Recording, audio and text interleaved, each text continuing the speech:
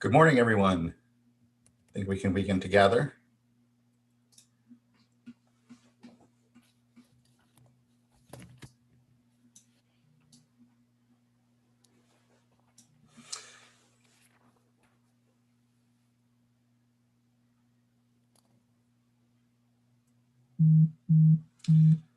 All right.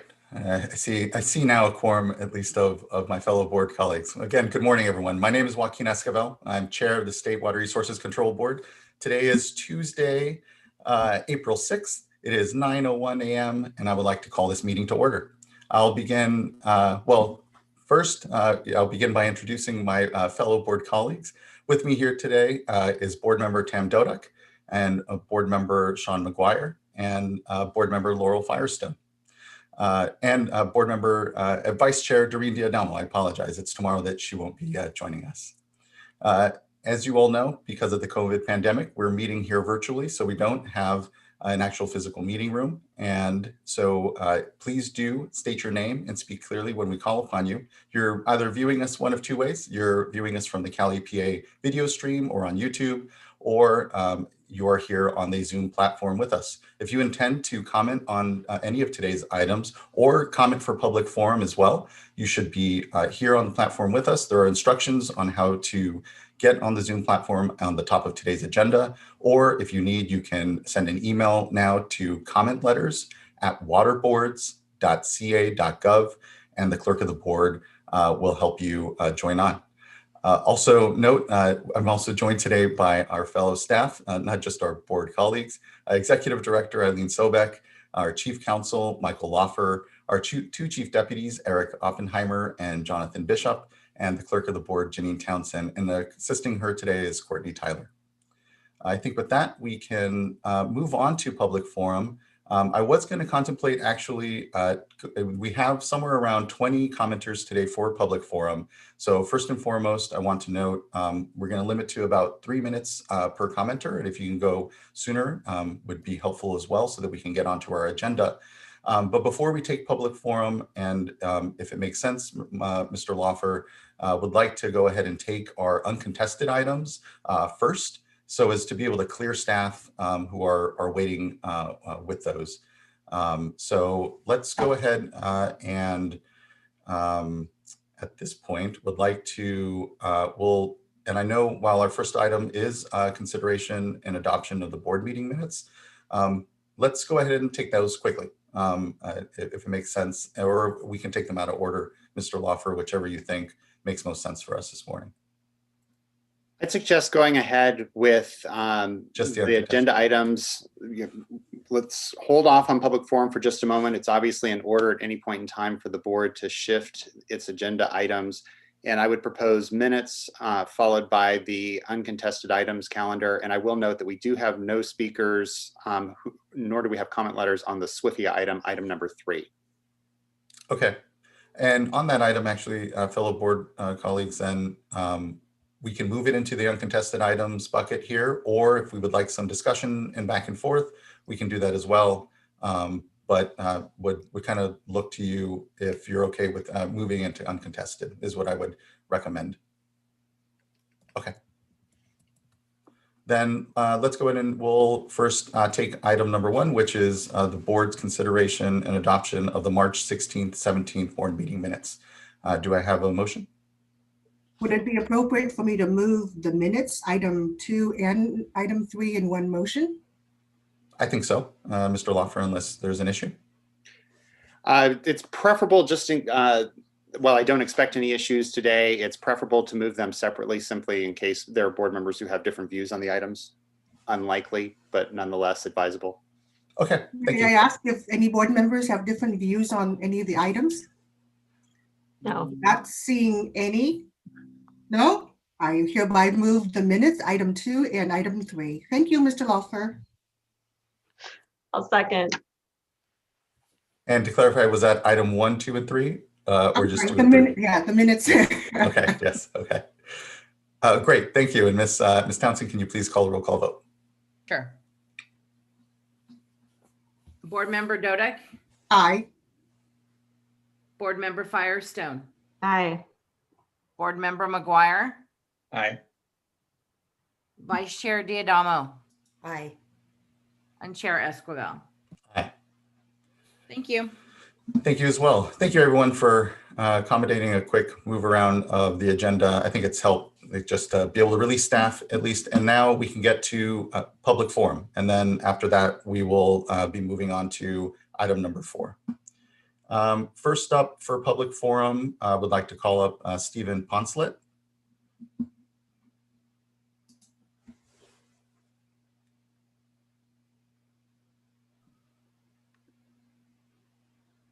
Yes. Hello, my name is Stephen Poncelet, Public Information. Can you guys, hold on, there we go. Can you guys see and hear me? Yes, we can. Good morning. Thank you for joining us. Everybody. Thank you. My name is Stephen Poncelet, Public Information and Strategic Affairs Director for Truckee Donner Public Utility District. We serve electricity and water to over 14,000 customers in the greater Truckee area near Lake Tahoe. Thank you, Chair Esquivel and other board members for the opportunity to present comments this morning.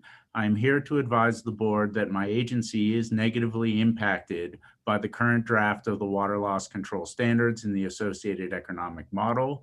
If the regulations were adopted today as proposed, it would require a 63% reduction in less than 7 years for my utility.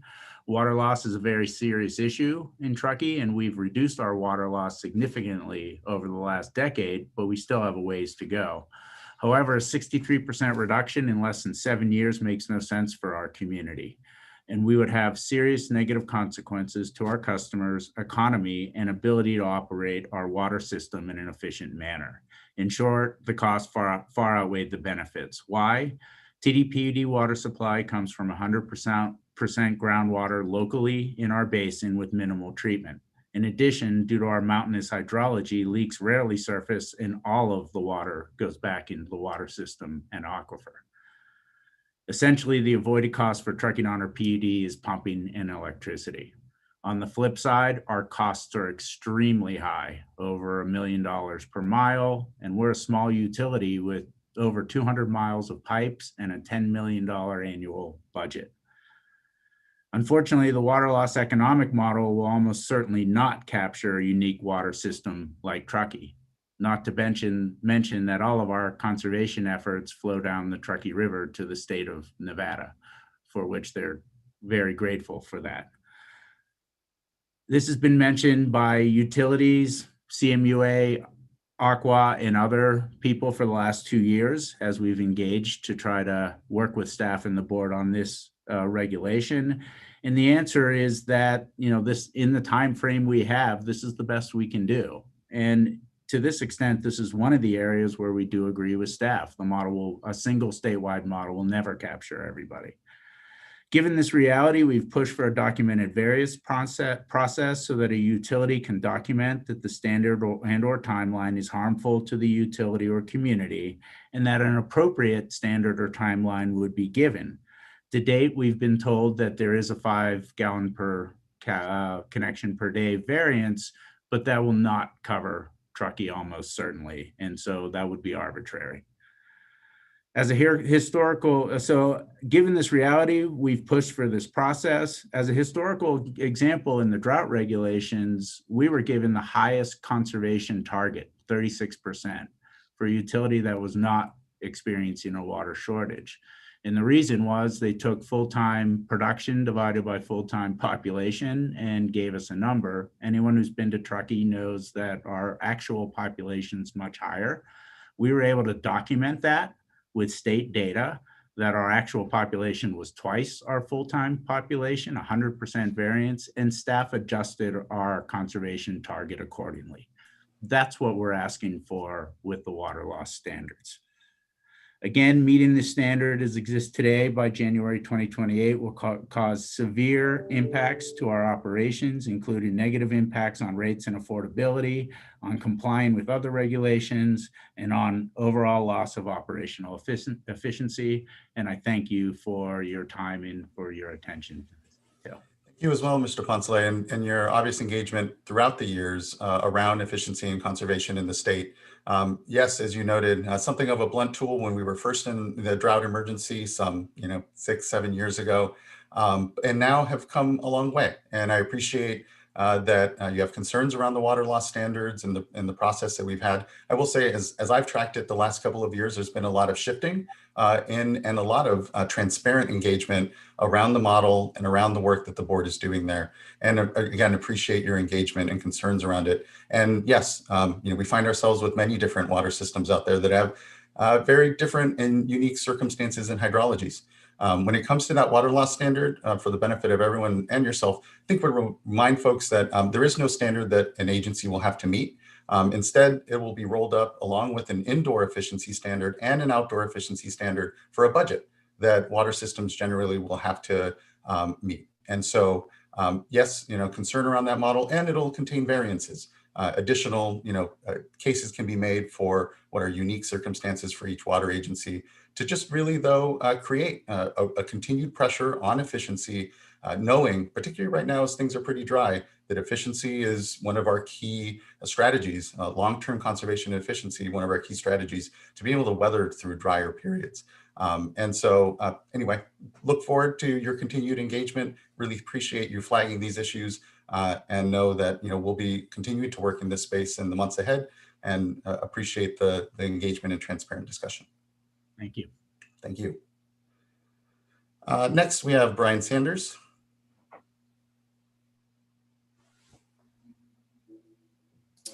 All right, good morning. Thank you, Chair Esquivel and board members for the opportunity to present comments this morning. My name is Brian Sanders. I'm with the City of Sacramento Department of Utilities, and my comments today are related to the current draft of the water loss regulation. The City of Sacramento strives to be the most responsible steward of the city's large water resources system in every way possible. To that point, we will be fully metered by the end of 2021, which will help us to better understand water usage levels as well as where water loss is occurring in our system. Part of being good stewards of our water resources includes driving down the amount of water lost in our system. However, we need to balance our water loss work with the work that we're also doing to maintain a more than 100-year-old system, while at the same time complying with other state and federal requirements. Our department will in fact be celebrating our 150th anniversary in 2023, which is wonderful, but also illustrates that some of our infrastructure has been around for some time. Reducing water loss from 38 gallons per connection per day to 12 is a more than 68% reduction in less than 7 years, and it simply is not feasible and would sharply increase the cost of water for our ratepayers. During the drought and over the last 5 years, we have reduced our overall water use and are committed to further reductions through conservation and reducing water loss, but these measures should be cost-effective and unique to our utility. Additionally, about half of our residents live in designated disadvantaged communities using the Cal Enviro score. The standard dictated by the economic model could result in unintended consequences of our customers bearing the burden of the increased cost of water. In closing, water agencies should be allowed to prioritize their projects in a way that makes sense for that specific utility. This is where compliance pathways and a modified schedule will be helpful in prioritizing the utility investments. Staff should consider allowing agencies to develop compliance pathways that are appropriate and feasible for their systems, with a commitment to reducing water loss and on a modified schedule. So on behalf of the City of Sacramento, I urge staff to work with water agencies to make these regulations feasible to comply with. And I appreciate your time this morning. Thank you. Thank you as well, Mr. Sanders. I appreciate your comments. And I think the comments from the previous commenter just kind of stand. Thank you. Next, we have John McManus. Morning, folks. Can you hear me? Good morning. Oh, good. Hi, I'm John McManus. I'm the president of the Golden State Salmon Association. Most of you know me. We represent both sport and commercial salmon fishing interests, both on the coast and in inland waters. Couple of reports from the coast where I am this morning. It's overcast, about 50 degrees. But that's not why I'm here to report. We've got really restricted fishing seasons in the ocean that we're facing this year. And it's because of a low number of both Klamath and Sacramento River fish. And those low numbers are because of water management decisions in the interior part of California. It's not because of issues out in the ocean. It's because of how water is being managed inland. Our commercial members are in a pretty bad way. I think people may have read or heard that they had a pretty poor crab season, which most rely on in addition to salmon. And now they're looking at a incredibly restricted salmon season. They may only get 40 days, if that, out on the water. That's being determined this week by the Pacific Fisheries Management Council. What concerns me and what I wanted to address is the National Marine Fisheries Service forecast looking at likely winter run mortality this year because of elevated water temperatures in the upper Sacramento River. Now, they're talking about temperatures that will kill eggs of winter run, perhaps as early as August, but certainly by September and October. And I think most of you remember what happened back in 2014 and 2015 when we saw this exact same scenario. In addition to wiping out winter run, those hot water temperatures also took out the fall run salmon that we rely on to make a living. So as far as we can see, the forecast suggests we're going to lose the fall run again this year. And it could not come at a worse time. Another thing I'd like to share is the sports salmon fishing season opened last weekend from Pigeon Point in southern San Mateo County, south to the Mexican border. And a surprising thing happened. Some of the boats went down from Half Moon Bay. It's about 23 miles down to the boundary line where they were allowed to fish, and they found a bunch of salmon. I mean, they found a bunch of salmon. So at a time that we're looking at bad things on the horizon, we have a glimpse of hope out in the ocean of some salmon. We're not going to catch them all. A bunch of them will come back into the Central Valley this summer and into the fall. And what we don't want to see is for them to die. So I wanted to ask you, the board, since you're the only authority that we're aware of in California that can do something about this, to take action to keep these hot water temperatures in the late summer and the fall from occurring in the upper Sacramento. I would posit that there's a reasonable use of a public trust to be considered here. We basically have lost the Delta smelt because of water operations. We don't want to lose any more species. And Chair Esquivel, I noticed yesterday that Pete Buttigieg tweeted, or actually made an address in which he said, "You need water to live." And I noticed that you tweeted, "Here, here." Completely agree. And we need water to live too. And so does the natural wildlife in our Central Valley system. So that's my comment. I'm asking you to act to avoid these hot water temperatures this fall. And I hope you make yourselves available to hear from others in the salmon community who may have lined up to comment this morning. Thank you. Thank you, Mr. McManus. Really do appreciate you coming to address the board. And yes, we will hear from others this morning and look forward to hearing their voices. I'll note, that as you well know, the board requires a Sacramento River temperature management plan from the Central Valley Project as part of their water right. It is something that we went back and forth a bit with them last year. We've continued to have really good dialogue and conversation. It doesn't, the circumstances are very difficult out there, certainly. And it is, we see, particularly in dry years, that the projects, going back to the last drought, have challenges in meeting a number of requirements and including what are folks that depend obviously on the projects for water. But nonetheless, what we need to see is better decision-making writ large, exploring options, and trying to just figure out how we can best all collectively manage through what are very difficult circumstances in the watershed.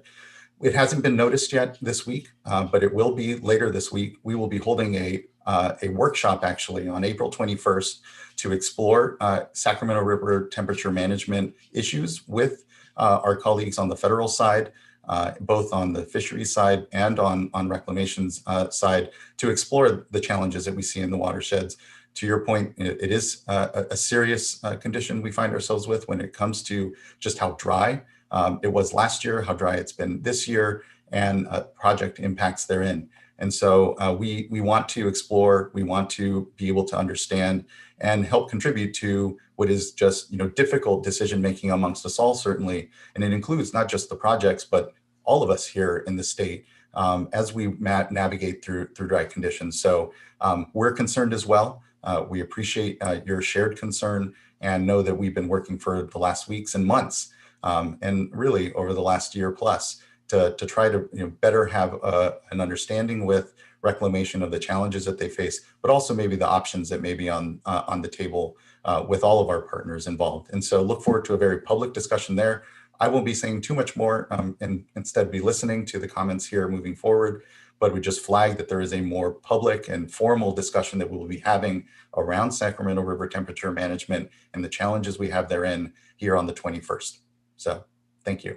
Thank you. Next, we have Brian Eckert.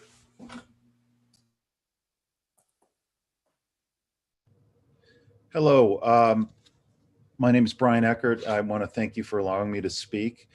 I am a commercial salmon fisherman. And basically, I want to second what John McManus has said.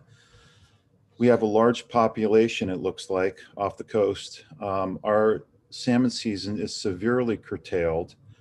And it's unfortunate that we're facing this drought, and this curtailment would make no sense if these salmon will not be able to propagate. If they just go to the river, spawn and die, and their offspring die, it will be a terrible shame, and it will impact the fishery in years to come, as the previous droughts have.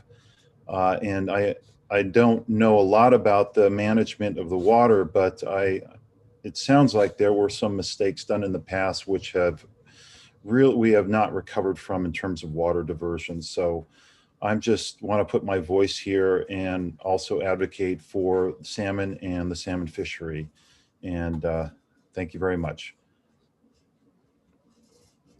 Thank you as well for your time this morning, Mr. Eckert. Next, we have Dick Poole.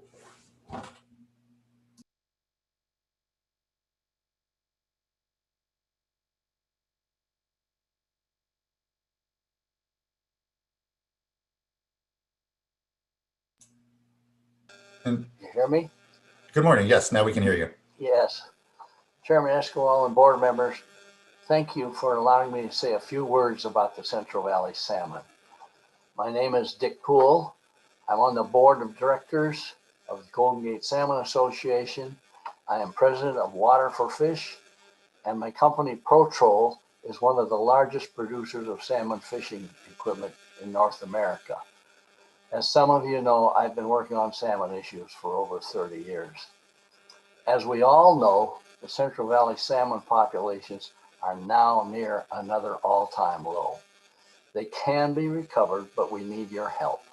I have 3 current asks of you, following what John McManus said. Number 1, fix the Shasta-Keswick flows such that we don't have lethal temperatures when the winter and fall run are present in the upper Sacramento River. Number 2, manage the upriver flows such that the fall run eggs that are deposited in September and early October along the edges of the Sacramento River are not left high and dry when the flows are cut in late October and November. That's happened year after year, and we lose huge numbers of fish. Number 3, finish the Bay Delta plan, provide a better balance for all of the beneficial water users, including the salmon. Thank you very much. Thank you as well, Mr. Poole. I appreciate your time this morning. Next, we have Matt Martin. And Chair Esquivel, it does not appear that Mr. Martin has been able to join us yet. Okay, thank you so much. Then we'll move to Kevin Urquhart.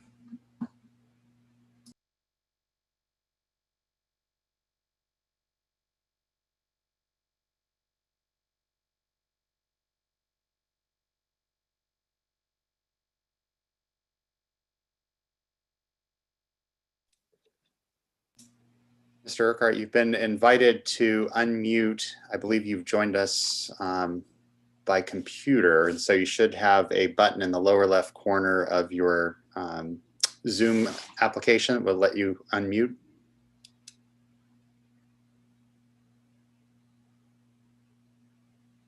Thank you. I was trying to use the phone line, but I appreciate the acceptance by Zoom. Yes, good morning. Thank you for joining us. Thank you for the opportunity to comment. I'm a native Californian, and I've been fishing as a sport fisherman for over 50 years from Fort Bragg to Morro Bay. I want to call and encourage you, as the previous commenters did, to take strong consideration of temperature management over the fall. I currently fish in Monterey Bay out of a 22-foot boat. I was out fishing this last weekend, caught 3/4 limits of 30-inch to 15-pound fish. And the area was fairly successful. But we have lost about 50% of the commercial passenger fishing vessels in this year over my lifespan due to the decimation of the salmon fishery. The regulations in Monterey Bay are severely restricted by winter run management issues, even when the fall run's in good shape. So we're dependent upon both a healthy winter run to avoid severe restrictions and a healthy fall run to have productivity for the sport fishermen here. I know that we have to balance issues, and I'm not anti-ag. I have friends in farming in the Delta. The Salinas Valley near me is the salad basket to the world and provides, or even to the United States, not sometimes the world, and provides significant food security for Americans. And certainly many of the ag producers in the Central Valley fall in the same category, but not all of them do. As most of us are aware, a large fraction, up to somewhere in the vicinity of 40%, of the water being delivered for agricultural production goes to export crops that are non-essential to U.S. food security. And I'm asking the board, when they make their decisions at this coming workshop you mentioned and in future decisions, to consider that, and consider that we need to prioritize water for another food source, our native salmon, which have been decimated. And they should not be placed at a secondary priority to export alfalfa and double subsidized cotton, et cetera. Food security is important. You got to balance ag versus fisheries, but I'm asking you this year to do that. I'm also a certified fisheries scientist and spent 35 years in water issues working for local water agencies and government agencies. So I understand the background, and I appreciate the time to comment, and I hope you will consider my and additional commenters' concerns in optimizing winter and fall run this year. Thank you. Thank you, Mr. Urquhart. And we just clarified, the board won't be coming to any decision points on the 21st. It's simply a workshop to explore the issues there, but nonetheless, thank you, and look forward to your engagement and everyone else's in that discussion then. Next, we have Michael Frost.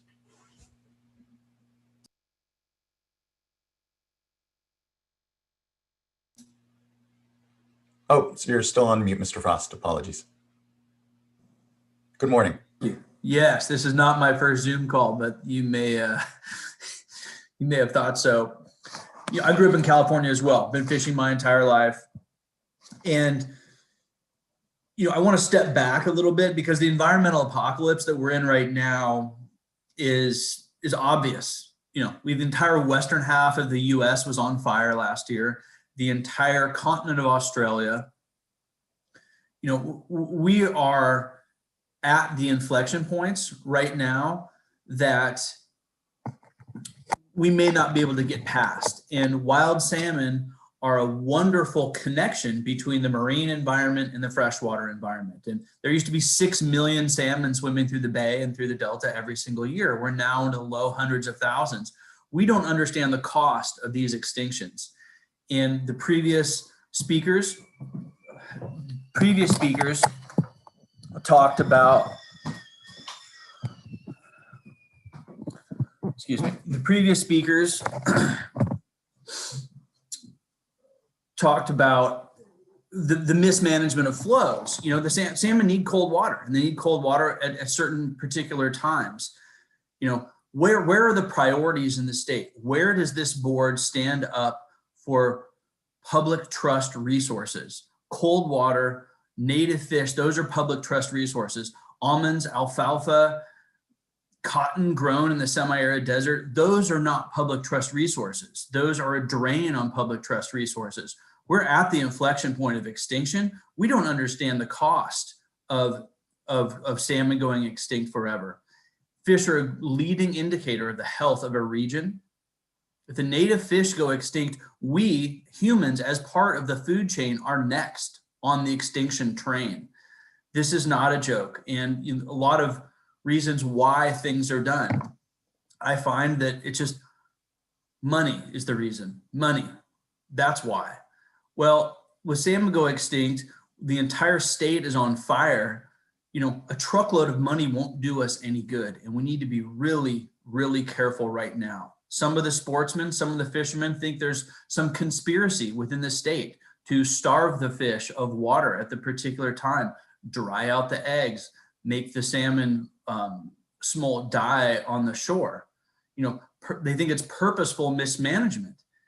And that doesn't seem unreasonable to me when you look at it. Mismanaging the flows so badly right when the fish need the water. Like, we all know how this works. Please help us protect public trust resources and put a priority on the native wildlife. Also fire mitigation as well. Thank you. Thank you. Thank you, Mr. Frost. Next, we have Mike Conroy.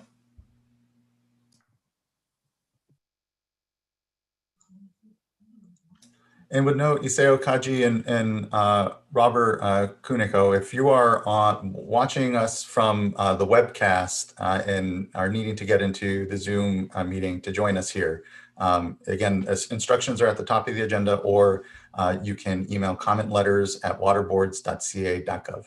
Okay, thank you, Mr. Conroy. Good morning. Thank you very much. Just confirming you can hear me. Perfect. Thanks, Mr. Chair and board members. My name is Mike Conroy. I am the Executive Director of the Pacific Coast Federation of Fishermen's Associations. We are the largest commercial fishing industry group on the West Coast. For over 40 years, we've been leading the commercial industry and assuring the rights of individual fishermen and fighting for the long-term survival of commercial fishing as a productive livelihood and way of life. We represent local fishermen and fishermen's associations from Santa Barbara to the Canadian border. I just want to echo the comments provided earlier by John, Brian, Dick, and others, and won't repeat them as they said it probably far more eloquently than I can. I also am fully cognizant of the unenviable position you all are in. There are no easy solutions nor decisions. However, as you have these conversations, please keep in mind that salmon are the lifeblood of many of the state's fishermen and women, dependent coastal communities, and are culturally important to many groups up and down the state. As you move forward and think about what you're going to do with the temperatures later this year, look forward to participating in the workshop later on this month, and we'll be engaged. And thanks. Thank you for your time this morning, and we'll be standing by. Thank you as well, Mr. Conroy. Really appreciate your engagement and continued work here. Next, we have Tim O'Loughlin.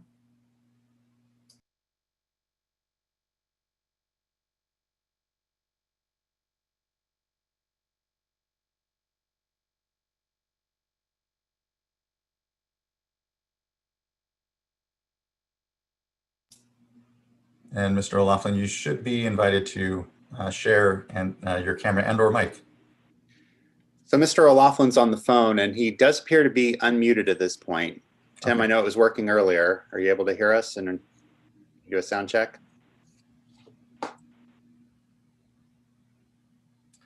Unfortunately, we can't still hear you, Mr. O'Loughlin.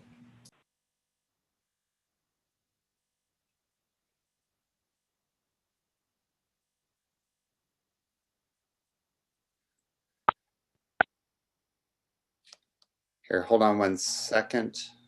He has muted himself. We're going to try to unmute him again.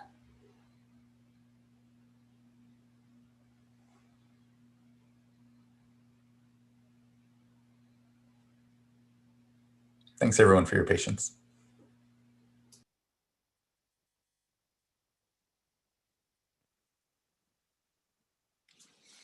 So, Mr. O'Loughlin, it looks like you're unmuted again. If we're not able to hear you, which at this point we cannot, maybe it's worth calling back in, and we will, it could be the connection just got bad, and we'll try one more time after the next speaker. Yes, thank you. Thank you both. Then we'll move on and to Mr. Barry Nelson.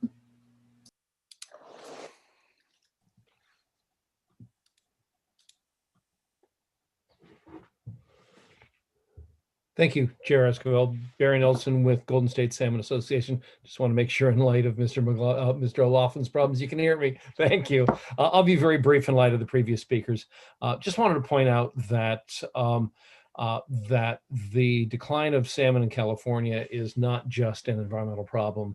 The decline of our salmon stocks take an enormous toll on fishing businesses, on the communities, the ports, the restaurants, the fish merchants, the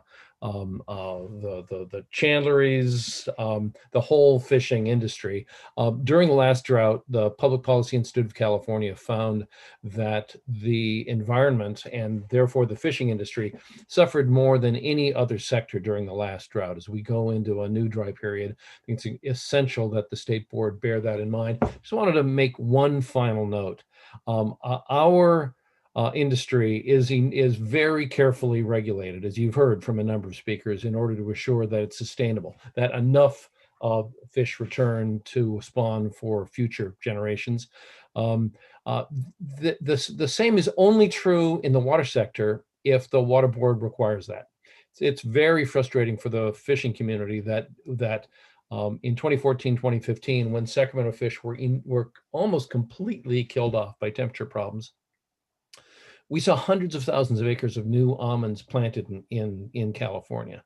Our industry is regulated to make sure it's sustainable. It's the state water board's job to make sure that all water sectors are regulated to make sure that it's sustainable. And nowhere is that more clear than with regard to Shasta Dam and temperature protections. Thanks very much. We'll speak more on the 21st. Thank you, Mr. Nelson. Appreciate your time this morning. Next, we have Garen McCarthy.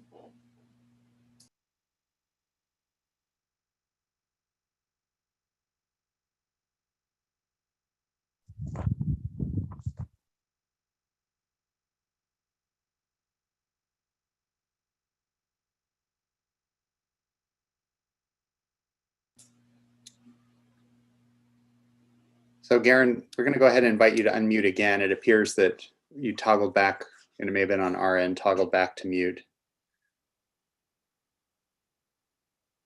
So in the lower left corner of there you go. Can you hear me? Now we can, Mr. McCarthy. It might help if you turn off the video as well for your audio if it gets choppy for you. Okay, all right. Yeah, let me know if it gets choppy and I'll check up. My name is McCarthy. I'm a commercial salmon fisher. Let's go ahead and turn off your video. I think it might be helpful for you because your audio is coming a little choppy. Sorry.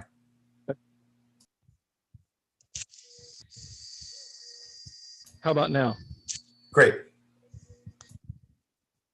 Cool. All right. My name is a commercial fisherman. I've been fishing for the last 35 years. And I really implore the board to try to allow the returning salmon up the Sacramento system and the other tributaries have a fighting chance here. We know that water temperatures are extremely high during the summer when our fall return and winter run returns salmon are coming back up the system. And it's getting to the point where we're barely hanging on here.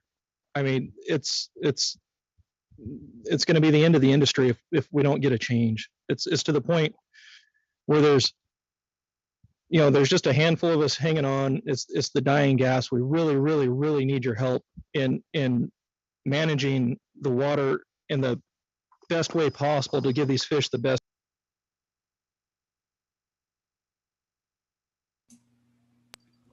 We have good runs in the ocean.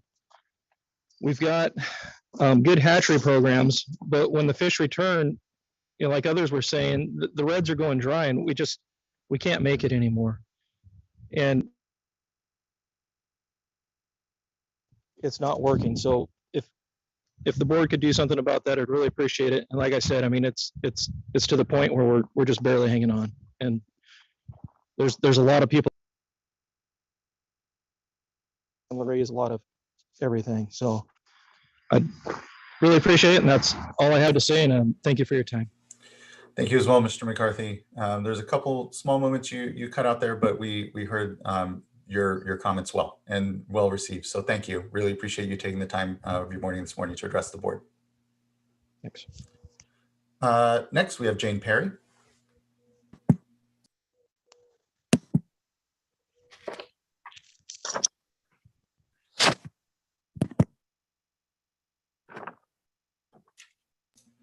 Good morning, Ms. Perry. Hi, good morning. I hope you're all safe and healthy and have everything that you need.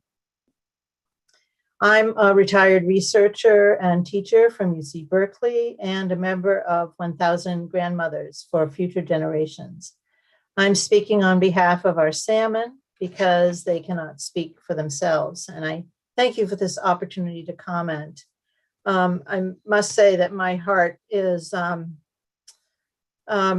really feeling quite strongly hearing comments about the health and safety of the salmon, and I'm joining in making that comment.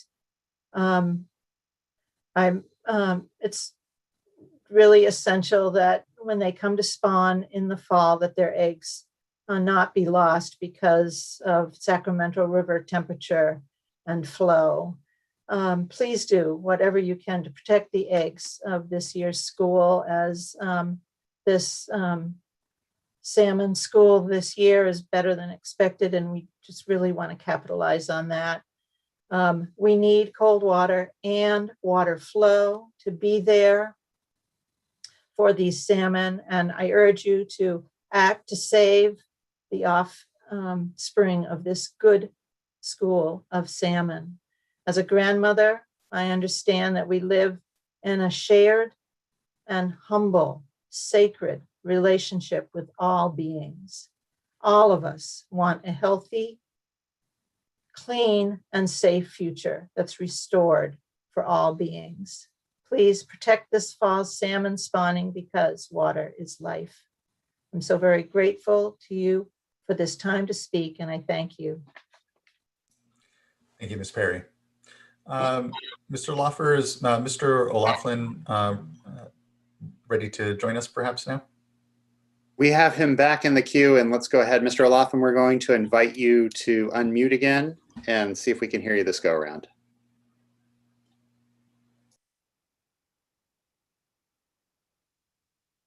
Okay, does this time work?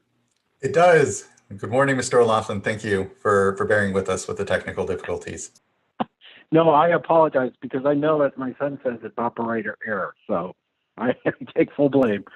Well, it's a pleasure to be back and speaking in front of you all. I talked to you earlier this year, most of you, I believe, about trying to move water down the San Joaquin River, meet the Vernalis pulse flow or some portion of the Vernalis pulse flow, and have that water picked up under the WIN Act by the CVP and SWP. We had originally tried to schedule 100,000 acre feet. Conditions turned really dry in the basin. We're going to try to move 50,000 acre feet. We've run into a little snag though. About a month ago, we made a request to our friends at Reclamation to release the water to us, and we would work with the fishery agencies on a fish-friendly schedule to move that water to Vernalis. It's been a month. We haven't heard from them. We followed up 2 weeks later. We still haven't heard from them. The time period's getting close to move that April 15th water or later. We can do it anytime within the 60-day period. So that hasn't occurred or happened yet, and the contracts are done and we're ready to move. We just need a little help from Reclamation to make that happen. I should tell you also that we may be coming in, the districts might be coming in early next week on a temporary urgency change petition to do a 1707 on that water to Vernalis. And I would work with your staff and let you know how that is occurring and how we can get that done. So that's a status update of where we are today and trying to make that water available under the WIN Act and move it into the Delta in a fish-friendly schedule and have it picked up by the CVP and SWP. Does anybody have any questions for me? No questions for myself, looking to my other board members, but I just appreciate the information and the flag. And again, obviously there are difficult circumstances in the system generally in this year, in this dry year. So just look forward to continue to work with you, Mr. O'Loughlin. Great. Thank you very much. Okay, thank you. Take care, and thank you for allowing me back in. Appreciate it. Bye-bye. Of course. Yeah, thank you. Next, we have Mark Miyoshi. Oh, can you hear me? Yes, we can. Good morning. Thank you for joining us. Great. Thank you. Thank you for this opportunity to speak to the board. My name is Mark Miyoshi. I'm the Tribal Historic Preservation Officer for the Winnemem-Wintu tribe. The Winnemem-Wintu tribe is an historic California tribe, and we are also a salmon tribe. Our tribe has always depended on salmon runs coming up through the Sacramento River and up into the McCloud River where we're from. And our tribe was also extirpated from the area under Shasta Reservoir right now. And the same is true for the salmon. Salmon were not allowed to reach the higher the watersheds above Shasta Dam after it was constructed. So since we are a salmon tribe, we're a water tribe, we have always been involved in administrative processes to protect the salmon. And we have also developed our own salmon restoration plan, which we presented to BOR before they abandoned their effort to bring salmon back above the rim dams in the Central Valley. And we're very aware of the complexity of protecting and restoring salmon in the Sacramento River. We're a consulting party for the Shasta Dam raise. We are a partner with DWR and NOAA for the joint salmonid collection system project, which we're now working on. And DWR and NOAA have also committed to our tribe help in bringing back our salmon that were extirpated from the McCloud River and were exported over to New Zealand, where they are now thriving there. So, and finally, right now, we're also involved with an EB 52 consultation for the Delta Conveyance Project. And we are maintaining that the salmon runs through the Delta and up the river are a tribal cultural resource. So today, I'm here to ask the State Water Board to do all it can, to protect the salmon that are in the river, that will be in the river, that will be spawning in the river, and to be mindful of the cultural values that the salmon have, not only for our tribe, but for all tribes up and down the river. And one thing, I'd like to make is that we have a spiritual connection. Our tribe has a spiritual connection with these salmon, and they are a part of our spiritual life. They're part of our cultural life.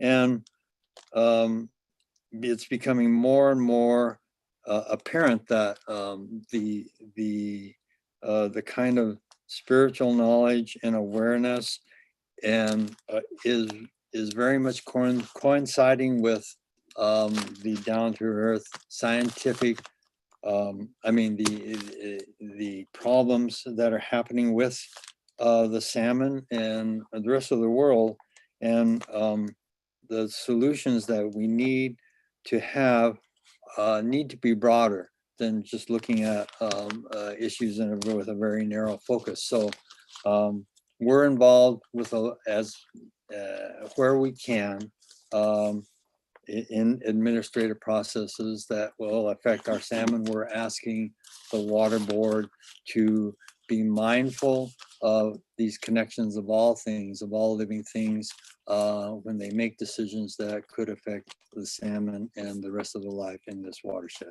Thank you. Thank you, Mr. Miyoshi. And I believe Luisa Nevajas is there as well, if she would like to comment. Yes, I'll try to make this short since Mark pretty much covered most of the Winnemem-Wintu tribe's concerns. I thank you for letting us speak today on behalf of our relative salmon. I'd like to remind the board that we are a unique people, as we have over 8,000 years of history, archaeological history on Mount Shasta, all the way down to the Sacramento River, to the estuary. And like our endangered and threatened relatives, we believe that our culture is also endangered. You already heard about how we were trying to bring our salmon that were separated from us and sent to New Zealand. We were not separated from the McCloud River. We were not separated from the Sacramento River.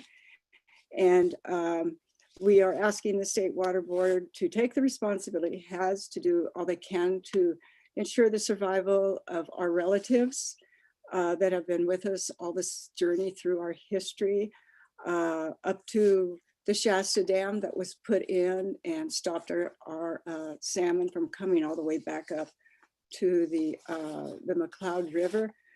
They need the cold water. We need the cold water also.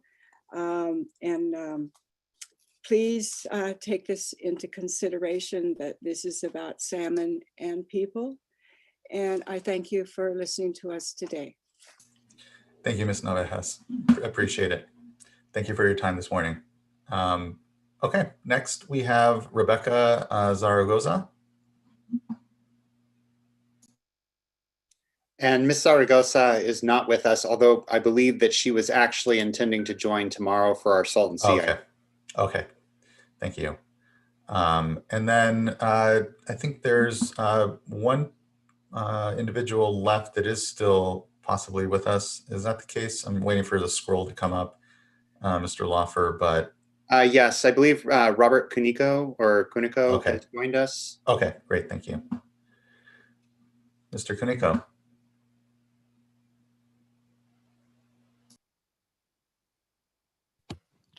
Hi, good morning.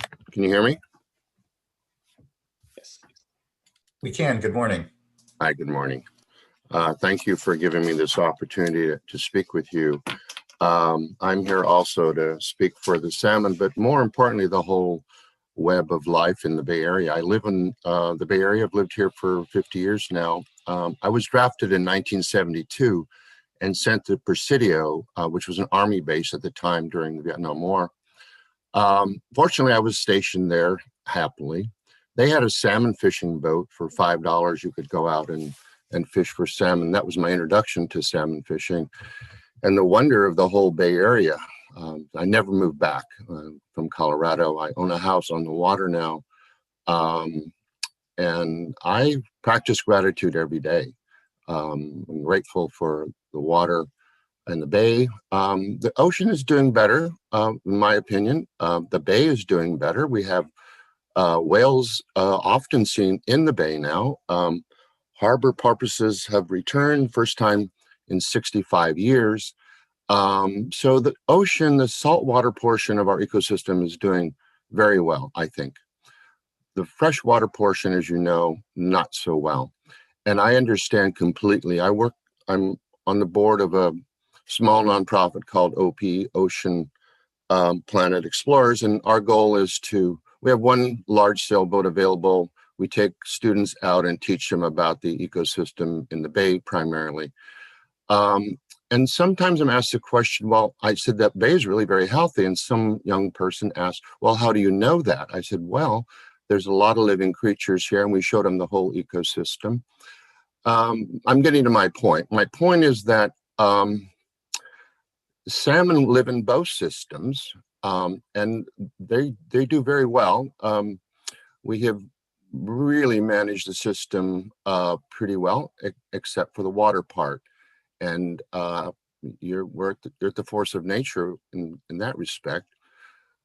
But you can do your part, and I'm asking you to do that part and speak for the fishermen and the fish and people to enjoy. I would happily give up my right to fish if you all could guarantee that the fish would be here forever. But I'm not sure you can guarantee that. But you can do a part for now. Italians plant a fig tree. They don't plant for themselves. They plant for the grandchildren 50 years down the road, because that's when the tree becomes fruitful. So I'm asking you to do the same thing. Let's keep that tree planted and save something for our grandchildren. Once it's gone, it'd be extremely difficult to come back, particularly if the water's not there.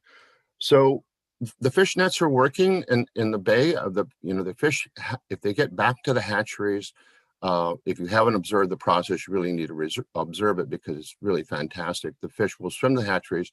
They're growing there, and the last few years, a number of them have been barged down to pens near Half Moon Bay, and it's working really well. I can tell you as an observer. So the fish have a chance if they can get back to the hatchery, lay their eggs, get barged down to the ocean. It's a lot of management, but they've got a chance to survive. So that requires the right temperature, the right flows at the right time. And that's the management issue. And I get the fact that it's very complex, but I think it's doable. So you don't have to have the flows all year long, but at least during the fall when the majority of the salmon are getting back up to the hatcheries. So it's not a simple problem, and I appreciate the fact that you members of the board have to answer to a lot of different political and economic voices. So hopefully mine will resonate. I have one more thing to say. I recommend a book for you if you haven't read this book. It's called The King of Fish Salmon. It's by David Montgomery. He's a professor at University of Washington and describes the life cycle of a salmon and how important the Delta process is and so forth. It's a fascinating book. And it was written almost 20 years ago now, but it's the same issues then as there are now. But it's enlightening, so I'd recommend that to you. So thank you so much for listening. Thank you as well. I appreciate your good comments this morning and the book recommendation. Do appreciate that. Thank you. Next, actually, apologies. I believe we skipped over Nichelle Garcia. Ms. Garcia, you should be invited to share your camera and or unmute. Good morning. Good morning. Thank you for giving me this opportunity to speak. I'm also speaking on behalf of our salmon relatives and wanted to echo the comments of Winnemem relatives, Mark and Louisa, who spoke earlier, and all of you who have spoken on behalf of the salmon. I followed the Indigenous leadership of our Chief Calleen Sisk of the Winnemem Wintu and have been part of the Run for Salmon prayer journey since its beginning in 2016, following the historical migration route of our salmon from the ancestral spawning grounds of the McCloud River to the Sacramento River, to the Delta and to the ocean. As a Run for Salmon teacher and elementary school educator, I work with teachers in California, fourth grade teachers and students, both in the classrooms and now virtually, bringing our concerns for our salmon relatives, the perspective of the Winnemem Wintu, of our salmon and our waters. But we also spend time learning about healthy watersheds and about how essential the salmon are to the health of our waters, how every stage of life from their eggs to as adults that they are constantly giving life to so many, from the insects to the larger fish, to the birds, to the animals, to the whales, and to us. And so we spend some time learning about how important the salmon runs are for all life. And as fourth graders, they're also learning about the history of California as a state, the industries and the water projects that have impacted these healthy watersheds and our salmon. And so the students are easily able to make these connections about how important it is that we think about our salmon and think about our waters when we are facing another year of drought and water diversions that continue, because they are learning about which industries are taking most of the water. And they are learning about the impacts of the dams and the diversions. And so they come up with their own action plans of how they can help the salmon and help restore our waters and salmon runs. And their projects range from conservation efforts that they can do in their homes to creekside and coastside cleanups and restorations in their communities. But many of them also get it, and they see that these are just small efforts. These are just small changes compared to the larger impact that the industries and the agencies have on our water use. And so when 80% of our fresh water is being pumped out of our estuary and from the Sacramento River and given to these industries, they know that these small action plans that they're coming up with are not going to be enough when these governmental agencies and the water agencies and these industries are not making the changes. So I encourage you to think about our salmon relatives, to think about our 4th grade students who are able to see this and understand this and are trying, they're ready to do their part. And they are hoping that you will also do yours and think about these bigger issues about how we are, our relationship with water and how we need to make these changes now and not wait for them to grow up and make the changes for us. Thank you for this time. Thank you as well, Ms. Garcia, for your work and advocacy and particularly education. Really appreciate that. Thank you. I think that brings us to the end of those that have joined us on the platform. And I believe Mr. Thomas Wielden is still pending, but he's not here on the platform with us. So Mr. Wielden, if you are on one of the other live streams, do try to make your way over to the Zoom platform. But otherwise, that wraps up public forum at this time. So thank you everyone that took the time this morning to address the board. And again, I do appreciate these opportunities. I will flag though that as particularly our agendas may be longer or whatnot, we may need to adjust public forum a little bit just to be fair to those that are here to comment on pending items and the board's work. And we may want to discuss just further how we handle public forum, knowing that it's a really critical thing that we do here at the board. It's not legally required, but it is something that we tremendously benefit from. I holding the public seat, particularly want to make sure that this continues to be a forum that is helpful for us, but acknowledge that it can sometimes impact the rest of the calendar and the schedule and the day. And so we'll continue to figure out how best to balance out, continue to preserve the public forum as an important item before the board, but also hopefully not impact too much also what is oftentimes a lengthy schedule for the rest of the day. Again, but thank you everyone for your good participation this morning and comments. And I think everyone should look toward then April 21st when it comes to Sacramento River temperature management challenges, where we'll workshop publicly, and have additional in-depth discussion around the challenges we're seeing particularly this year. But I'll note these are challenges, as some commenters have made, that we've seen in previous dry years and will continue to, given the climate crisis we have before us. So again, just thank you everyone for your time this morning.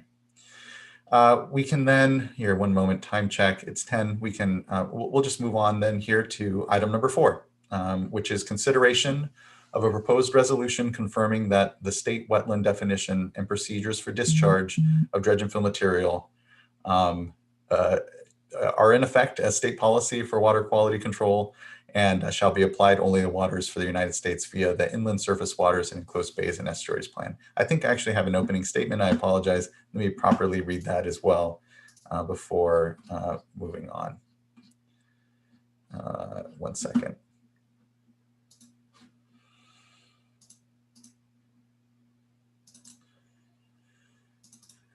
Okay, apologies. Let me pull up my official introduction of this item and say, okay, so introduced item number 4. Next on the agenda item is item number 4. The board will now hold a hearing to receive oral comments on the proposed resolution. And again, I'll reread it here. Confirmation that the state wetland definition and procedures for discharges of dredge and fill material or waters of the state are in effect as state policy for water quality for all waters of the state, and 2 shall be applied via the inland surface waters and enclosed bays and estuaries plan to only waters of the United States. At the conclusion of the hearing, the board will consider adopting the proposed resolution. Let me introduce our staff. From the Division of Water Quality, we'll have Paul Han and Beth Hain. And from the Office of Chief Counsel, we have Serena Liu and Phil Wiles. Quickly, for procedural matters, this hearing is being recorded. There will be no sworn testimony. If you intend to speak on this item, please follow the instructions on our website to obtain a password and log into the meeting through the Zoom platform. Again, it is at the top of the agenda item. You can send an email to commentletters@waterboards.ca.gov if you are having any challenges. When you're called to speak, the clerk will unmute you, slowly state your name, and identify the organization that you represent, if any. Time limits may be imposed on oral comments if necessary to allow all participants the opportunity to be heard. At this point, I'm not anticipating needing to do that. We will now proceed to the staff presentation, followed by public comments. And again, the presentation by Serena Liu from the Chief, we'll start off with a presentation from Serena Liu from the Office of Chief Counsel. We'll open for oral comments, and then once it's open for oral comments, we'll have participants called as from the sheet. So Serena. All right. Good morning. Thank you, Chair Esquivel. Thank you, good everyone, morning. Good morning. It's quite a mouthful. So this is a hearing for item 4, consideration of a proposed resolution confirming that the state wetland definition and procedures for discharges of dredged or filled material to waters of the state, 1, are in effect a state policy for water quality control for all waters of the state, and 2, shall be applied to only waters of the U.S. via the inland surface waters and enclosed bays and estuaries water quality control plan. I'm not sure if you can see the presentation. Should I give, oh, you can see. Okay, next slide, please. All right, now I see the presentation. First, some very brief background.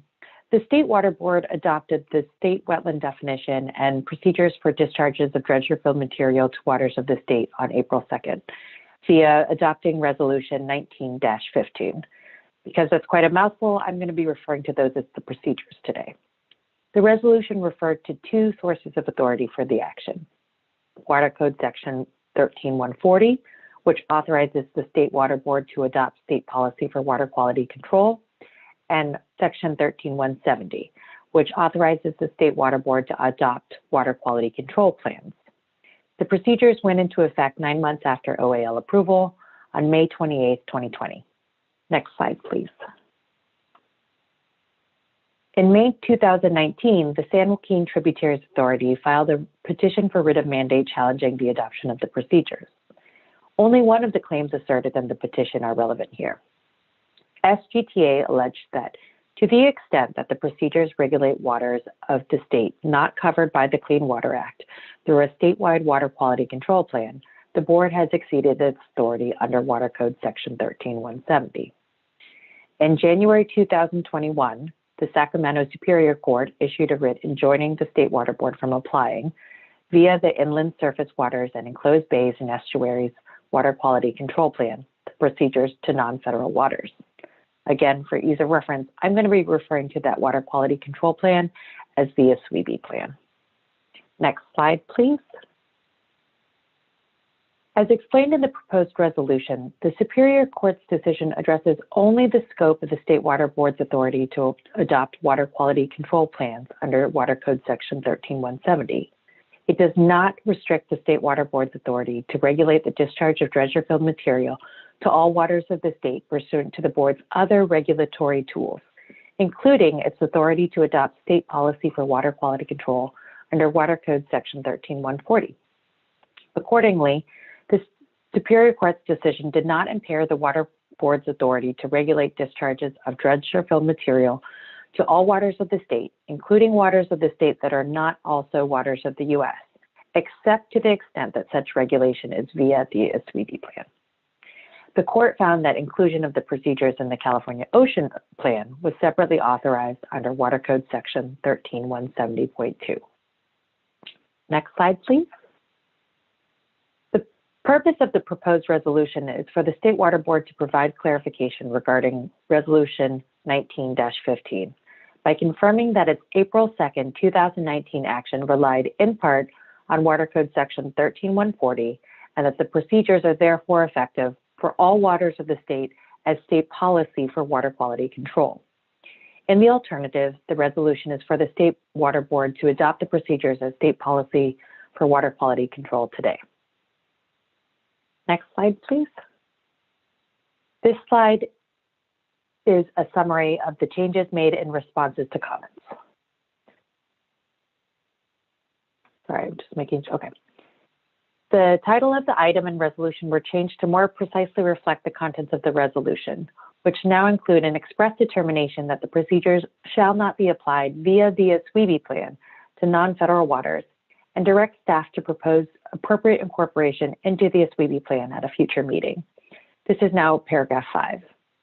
The resolution was also updated to include revisions to the procedures and staff reports as attachments rather than narratively describing the proposed changes. The resolution deleted description of the creation of the SWRCB plan. Because of the litigation with SGTA, staff has not yet sent the toxicity provisions to OAL for approval. The resolution was also updated to describe written comments received and to reflect that the responses to comments were provided on the State Water Board's website on March 23rd.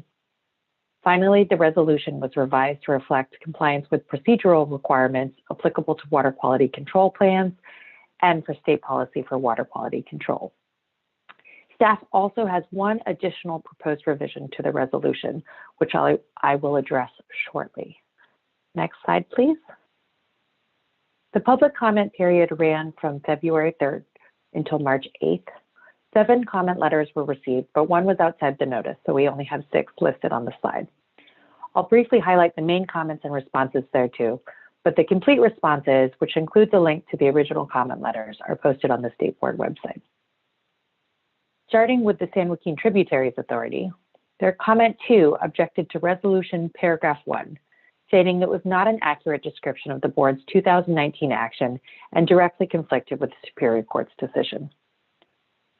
Resolution 19-15, which adopted the procedures, cited both Water Code Section 13170 and 13140. The State Water Board's authority to adopt water quality control plans and state policy for water quality control are not interdependent. The State Water Board's authority under Section 13140 is sufficient by itself to adopt the procedures for all waters of the state. The State Board's decision to, in parallel, place the procedures into the Ocean Plan and into the SWRCB Plan did not mean it abandoned its reliance on Section 13140. The State Water Board's authority to adopt water quality control plans under 13170 is in addition to, not in lieu of, Section 13140. But in response to this comment, staff has one additional proposed revision for the board's consideration. The record was very clear that the board relied on Section 13140, and the record was also very clear that the board intended the procedures to apply to all waters of the state. But as noted in the resolution, the issue of whether the procedures would be a freestanding policy was not specifically raised in comments. This question was therefore not squarely addressed, and today's resolution is the opportunity to affirmatively address that issue. Because the issue was not raised in the board's adoption of the procedures, we think it's more appropriate for the proposed resolution to not refer to the board's intent in 2019 that the procedures would also serve as a standalone policy, but rather explain the legal effect of the board's reliance on its policy authority. So we're proposing a minor revision to resolved paragraph number 1 to strike the words intended to act and replace them with effective. So the clause would read, quote, the procedures were also effective as state policy for water quality control for all waters of the state, end quote. Returning to the second part of the comment regarding the litigation, the comment misconstrues the scope of the Superior Court's decision in San Joaquin Tributaries Authority versus State Water Board. In its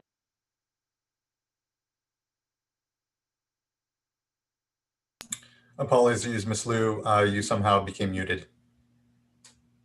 Miss Liu?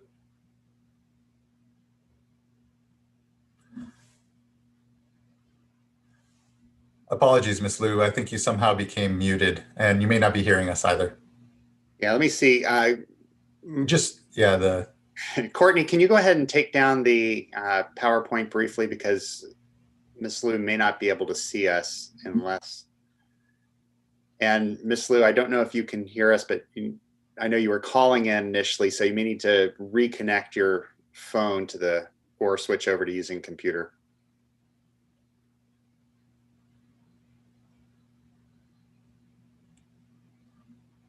Am I back? Yes, you are. Sorry Apologies. about that. My phone call dropped, but we can try again and pretend there were no technological difficulties. So Ms. Tyler, if you can go ahead and pull the presentation. Start at the litigation, or where did I drop off? Start at the litigation. Okay. So as mentioned on slide 2, SGTA asserted that to the extent the procedures regulate waters of the state not covered by the Clean Water Act through a statewide water quality control plan, the State Water Board has exceeded its authority under Section 13170. SGTA did not bring a claim that the procedures were improperly adopted as state policy under Section 13140. Consequently, as to Section 13140, the court held only that the board may not adopt or amend a water quality control plan pursuant to its Section 13140 policy authority. The court did not rule on the validity of the board's adopting the procedure as a freestanding policy under Section 13140 because such a determination was not necessary to adjudicate the claim at issue. The complete hearing transcripts from oral arguments before the Superior Court clarifies that the court did not reach this latter issue. The transcript is available on the State Water Board's website. Finally, even if the State Water Board did not adopt the procedures as policy in April 2019, the resolution clearly adopts the procedures as state policy with this action. It is the State Board's long-standing interpretation that state policy for water quality control can be as specific as necessary for the particular subject matter that is being regulated. There are a number of examples of state policy for water quality control containing very detailed regulatory language. For example, as early as 1996, the board adopted very specific requirements for containment zones when it amended Resolution 92-49. The state implementation policy discussed in the Waterkeepers case and the low threat underground storage tank closure policy are two other examples of very detailed regulatory state policies for water quality control adopted by the board. SGTA's third comment was about the language in paragraph 2 of the resolution that, quote, if a court determines that the state board's April 2nd, 2019 action was not sufficient to adopt policy for water quality control of all waters for all waters of the state, this resolution expressly adopts the procedures as state policy. This identified statement in the resolution is not a concession that the board's April 2nd action was insufficient. Instead, it establishes in the alternative that the procedures are at least state policy for water quality control by adoption of this resolution. SGT's fourth comment recommend deleting comment 3, which specifies that as policy, the procedures supersede any conflicting regional water quality control plans. This comment selectively quotes from the transcript of oral arguments before the Superior Court. When reading the entirety of the exchange, it is clear that because the scope of the State Water Board's policy authority was not before the court was neither prohibiting nor sanctioning the board's ability to implement the procedures as state policy for water quality control. Consistent with Waterkeepers, Northern California versus State Board, state policy for water quality control may supersede regional water quality control plans. Comment number 5 was objections to revisions to the cover page of the procedures. The revisions to the cover page of the procedures are necessary to more accurately describe the action the board has taken. The cover page previously referred to only where the procedures were to be placed. It didn't specify the authority that was being relied upon or limit the scope of the authority relied upon relied upon for the board's adoption. The revisions state that the inclusion into the SWRCB plan is only for waters of the US, which is consistent with the court's decision. Comment number 6 was that the board should not adopt the procedures into the SWRCB plan for waters of the US. The court affirmed that the procedures may be adopted into the SWRCB plan for waters of the US. Appropriate incorporation into the SWRCB plan to regulate waters of the US will be addressed at a future State Water Board meeting. Comment number 7 was about resolution paragraph D, which was a revision to page 2 of the staff report. The reference in the staff report to, quote, convert the policy into a plan amendment referred to where the procedures were intended to be placed. This sentence has been misconstrued as stating that the State Water Board's intention to abandon Water Code Section 13140 as a source of authority for adopting Resolution 2019-15. Because this language was subject to misinterpretation, it is appropriate for the State Water Board to adopt more precise revised language. And finally, comment number 8 was regarding resolution paragraph 5E, which authorized the executive director to make additional changes to the staff report. The resolution was revised to identify the specific revisions to the staff report as attachment 2. In addition, the resolution only revises the cover page to the procedures and one footnote to clarify that the procedures to be included in the SWRCB plan is limited to the waters of the US, which is consistent with the court's decision. The language does not alter any of the substantive requirements of the procedures, and the version of the procedures as amended and adopted with this resolution shall be used for state policy for water quality control, the ocean plan, and the SWRCB plan. The next comment was from California Construction and Industrial Materials Association. In addition to comments similar to SGTA's comments that I just addressed, the comment included a reference to water keepers versus State Water Board. The comment misinterprets the relevance of water keepers to this action. The discussion cited by the comment rejected the imposition of technological considerations under water quality-based effluent limitations and is not relevant to the procedures. Water keepers is relevant, however, in its recognition that the toxic standard implementation policy was adopted pursuant to the State Water Board's statutory role of overseeing the activities of the regional water boards. The stated purpose of the toxic standard implementation policy was to establish a standardized approach for permitting discharges of toxic pollutants that promotes statewide consistency, and therefore the policy superseded basin plan provisions. Unlike water quality control plans, which automatically supersede any regional water quality control plans to the extent of any conflict, state policy for water quality control may supersede regional water quality control plans on a case-by-case basis. Like the toxic standard implementation policy at issue in water keepers, the procedures were adopted with the stated purpose of establishing a standardized approach for permitting discharges of dredged or filled material to waters of the state. In accordance with the State Water Board's express intent, the procedures supersede regional water quality control plans to the extent of any conflict. The next comment letter was from a coalition of agricultural and building groups. The coalition that asked that as we approach the 1-year anniversary of implementation of the procedures, that the State Board solicit formal public comments and hold a workshop before preparing an annual report. Although it's outside the scope of the notice, updates have been given via the Executive Director's report, and stakeholders are always welcome to discuss implementation issues with staff. One of their other comments was concerns about resolution paragraph 9, which authorizes the Executive Director to make non-substantive changes during the OAL review. Minor non-substantive revisions would not affect the meaning of the language of the procedures, and State Water Board staff will reach out to stakeholders if any such revisions are found to be necessary. The California Building Industry Association, which was part of that coalition letter, also submitted one individual comment asking where there is a discussion regarding housing and how the procedures are consistent with the goal of providing a decent home for every Californian. Water Code Section 13142 states that principles, guidelines, and objectives of state policy for water quality control shall be consistent with the state goal of providing a decent home and suitable living environment for every Californian.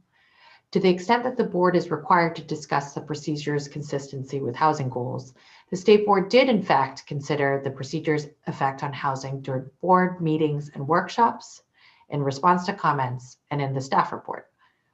During the written comment periods in 2016 and 2017, several commenters raised the issues about cost, including for housing projects. Several sections of the staff report discuss housing considerations. In particular, Section 11 addresses costs, and Section 8.13, which addresses population and housing. Housing was also discussed at the 2019 board and staff workshops and meetings, including the April 2nd, 2019 adoption meeting. In adopting the procedures, the state board considered impacts to housing, and the procedures are consistent with the goal of providing a decent home and suitable living environment for every Californian. The next letter was from a coalition of environmental NGOs who expressed their support for the procedures and affirmed that they understood the procedures to be a policy.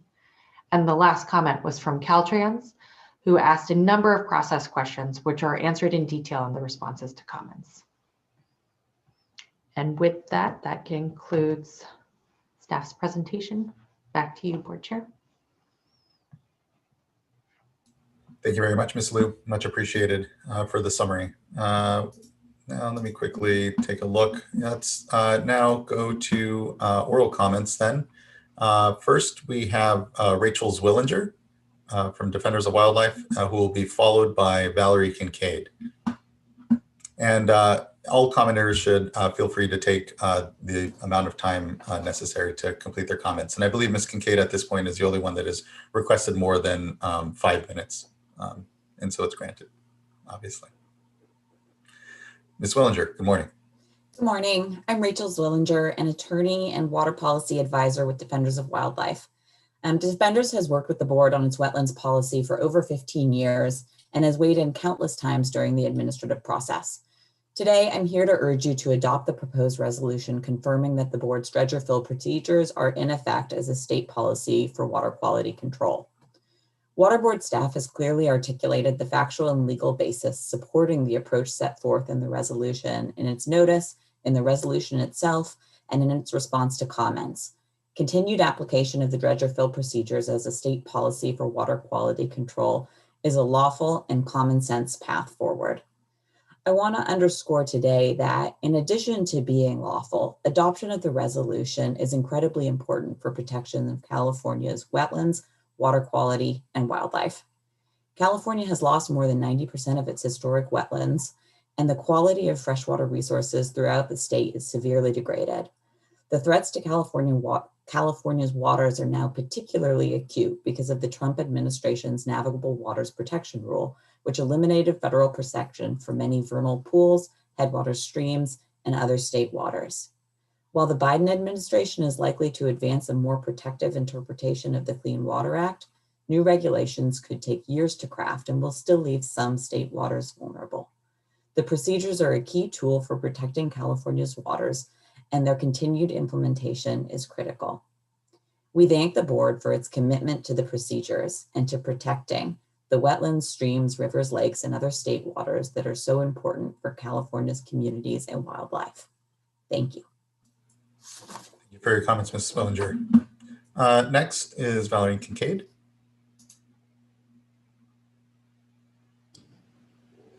Thank you. Trying to start the video here. Thank you.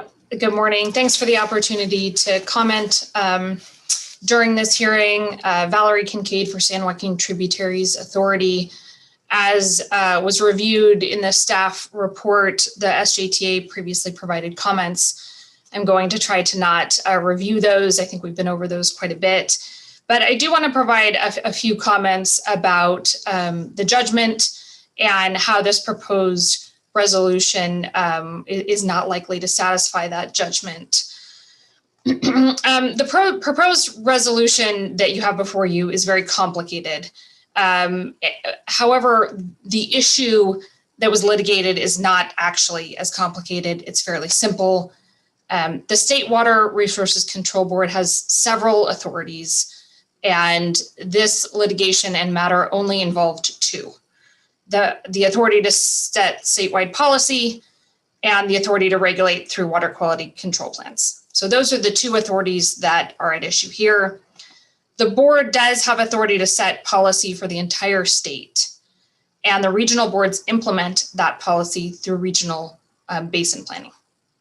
Or on the other hand, so that's the policy authority, the board can adopt directly their own water quality control plans. However, this authority is limited, and it's limited geographically to respect the authority of the regional plans.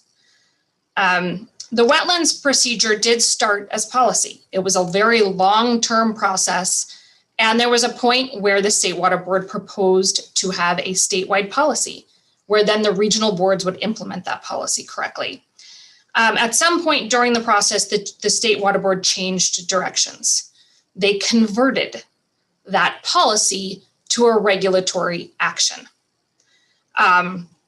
Abandoning the policy and creating regulations that would be adopted through two different water quality control plans. The State Water Board specifically explained that this conversion was purposeful and that they did so to override the authority of the regional boards. However, when you do that, when you switch from a policy to a regulation to override the boards, you're geographically limited.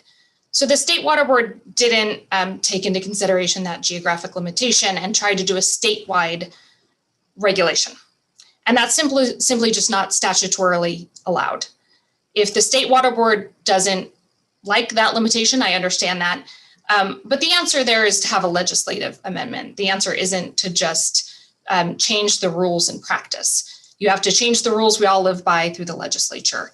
And the State Water Board, of course, is welcome to propose legislation to change that. It is not allowed to, in practice, simply violate that limitation, which is what it did here.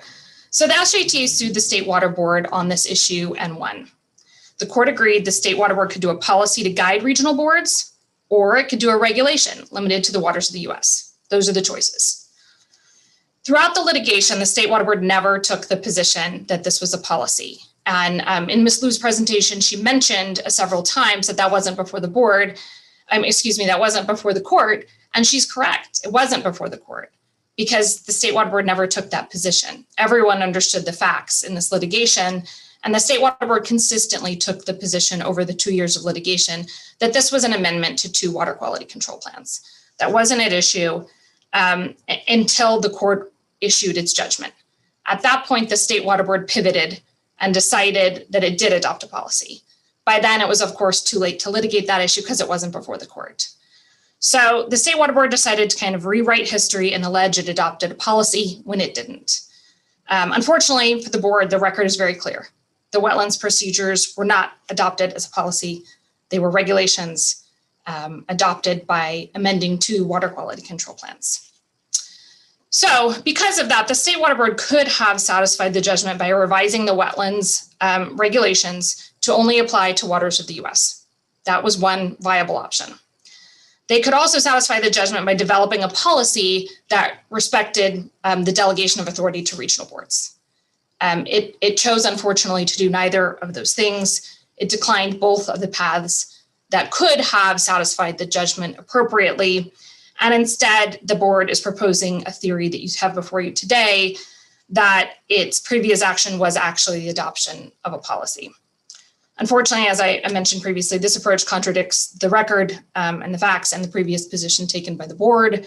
And perhaps most importantly, because of that, it simply won't satisfy the judgment. It's difficult for me to tell whether the State Water Board had these other options put before it. As a stakeholder watching this process from the outside, I saw only one proposed, very complicated revisionist history proposal.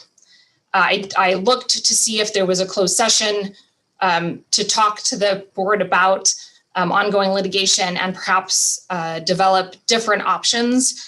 I did not see the board notice this previously in closed session, so I'm unclear as to whether the board and the board members have in front of it several different options, some of which may comply with the judgment. If this is the only option the State Water Board members have seen, I would encourage the board members to decline support of this confirmation resolution. There are simply other options that will comply with the judgment and not compromise the integrity of the State Water Board, and I encourage you to take those. Again, I appreciate taking the comments. I know this is a sensitive issue and not an easy issue. Perhaps it's an issue for the legislature in the end, but right now the rules that we all have in front of us need to be followed. They're the rules we all play by.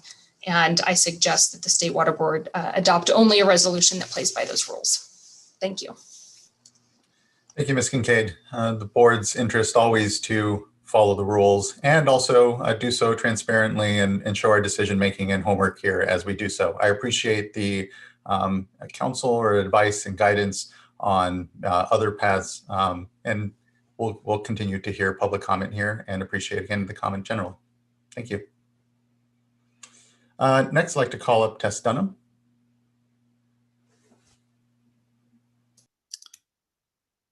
Good morning. Yes, I had put down only to speak if necessary. You know, I am here today, Tess Dunham, Conservation and Conway, on behalf of the California Rice Commission.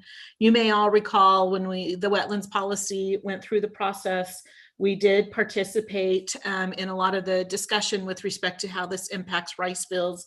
We've been monitoring this, you know, to make sure that what we had agreed upon with respect to rice fields was not impacted of any changes. I don't believe that that is the case based upon my rereading of the policy and the resolution. So from a rice perspective, I don't think we have any specific opinion with respect to the action that you're looking to take today. I will say that I think this does raise an interesting issue with respect to waters of the state, which for irrigated agriculture is a big issue even outside of the wetlands policy. As we get into irrigated ag drains and, you know, constructed facilities, and we start talking about future state water board policies such as biostimulatory and biological objectives processes, which were originally anticipated also to be amendments to the Inland Surface Waters Plan. What does this mean in that whole policymaking world with respect to waters of the state on some of these other state water board policies that you have all either taken action on previously, such as the bacteria policy, the toxicity policy, and are looking forward in the future to future actions such as the biostimulatory biological objective policy. So I imagine this issue will continue to have further discussion in those policymaking arenas, and the impact to irrigated ag in particular, where a lot of our drains are probably fall within a water of the state designation versus a water of the US, will continue to have importance, and I'm certain we'll be back to have further discussion. Yeah, definitely certain of that, Ms. Dunham. Thank you. Ms. Vice Chair Diadamo, apologies. Yes, thank you. Ms. Dunham, you may not have come prepared to address this question, especially since, you know, in today's proceeding, you're representing the Rice Commission, but it seems to me that this gets down to an interpretation of 13.140 and whether our authority to adopt statewide policy includes our authority to adopt regulation. And in my comments later, I'll talk a little bit about, you know, sort of my understanding when coming on the board. And it seems that whether we've expanded our authority or whether we've always had that authority and have adjusted our actions when it comes to adopting policies. And so my question to you is, do you believe that your read of 13.140 includes adoption of policies that have regulatory effect? Yeah, I have not done any research on it, so I, you know, would not want to render an opinion without looking further into the, the legislative history of the provision and, what those implications are. And we're not involved in the litigation at all. So kind of, hesitate to provide any thought with respect to that without, conducting further research. Understood. Thank you. You like that lawyerly answer, Vice Chair? Thank you both. Yeah, and I think, for me, as we certainly unpack what are the, legal particulars around the board's authorities and the work that we're doing, that when it comes to what we see on the ground or what's happening in our watershed, that we help create some certainty there. And I know that this throws in a bit of uncertainty and quite a bit, particularly when it even applies and we start talking about toxicity or any of our planning work ahead. A lot of sensitive discussion. I think we'll have plenty of space for it, certainly as ties to what we're discussing today, but also need to sort of bracket off the conversation in a way I think that makes sense for us. But again, I think overarching, I think thematically for me, it's also about figuring out how we navigate through this so as to provide the certainty for growers, others that are actually operating in the watersheds and need to be able to abide by things that protect water quality standards in ways that, complicated though the federal, state sort of layering of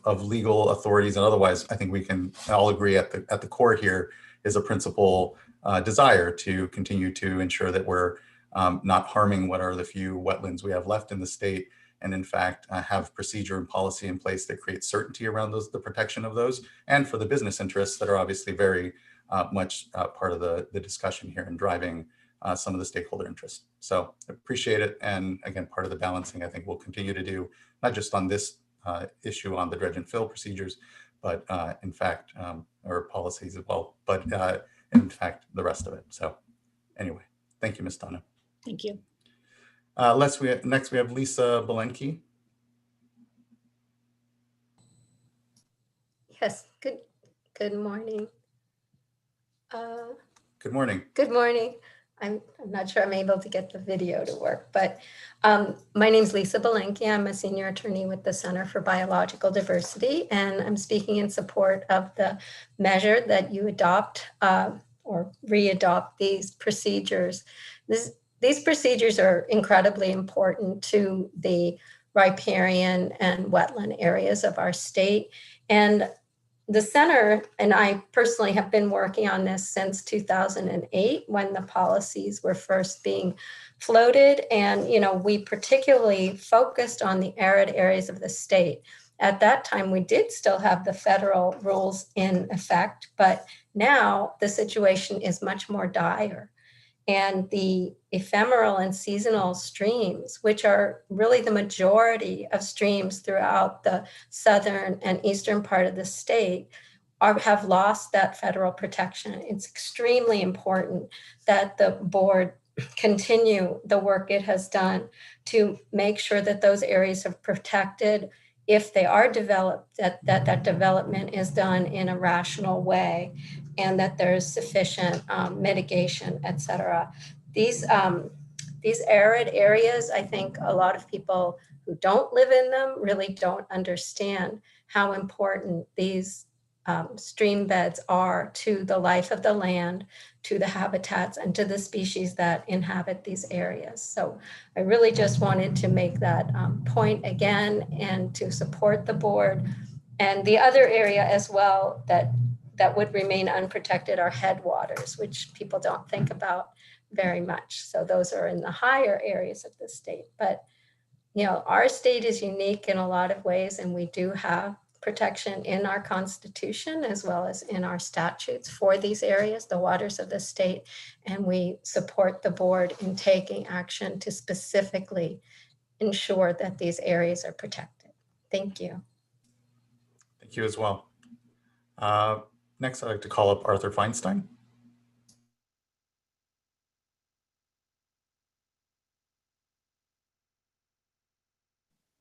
Now, can you hear me? We can. Good morning. Great. Nice to talk to you. Nice to see most of you again. I think I've seen all of you before. I've been working on this issue, Governor Wilson and the Hydro Modification Task Force with the State Water Board. when we were continuing to lose wetlands at a rapid rate, and the Water Board was just beginning to recognize the importance of them and how important it is for the health of us, not just critters, that these wetlands survive and not be destroyed. I, of course, took part in the process that got us here, many, many meetings with staff, with some of you, and with the whole board at times to get to, thankfully, your adoption of the previous resolution. It's not a small matter. Earlier, you heard about extinction of salmon and how important that is. You folks are in a tough job. We're now talking about extinction of a whole ecosystem, or a wetland ecosystem around the state, because absent the controls that you can put in here, all of our wetlands will be threatened. The headwaters that Lisa talked about actually perform the most important function for removing pollutants from our waters as they come down from the mountains. And so you lose them, you start impacting every water body down the way to the ocean. So the whole system needs to be protected. That's what your resolution will do. And of course, I'm speaking in support of your adoption of this resolution. Even when we had federal protections, appropriate ones, they did not go as far as our state resolution does, because as Lisa said, California is very different from the rest of the nation. We have very different kinds of wetlands that are not always incorporated under federal guidelines. So just urge you, I'm not a lawyer, I'm not going to go into the technicalities. It seems to me that, you know, when lawyers get to discuss things, you can always believe anything you want to believe. But the fact is, we need these protections. Seems like the arguments being made by your staff are very convincing. If you didn't have the ability to set water quality policy for the state, then why do we have a water board, state water board? So I cannot imagine that you cannot do so. And of course, we have always thought of this, as our letter says, that this is a policy that you've been adopting, and procedures are just part of that policy. So please move forward. Please adopt the revised resolution. And thank you so much for your work on this issue. Thank you. Thank you. Thank you for your time this morning. Next, we have Brandon Dawson.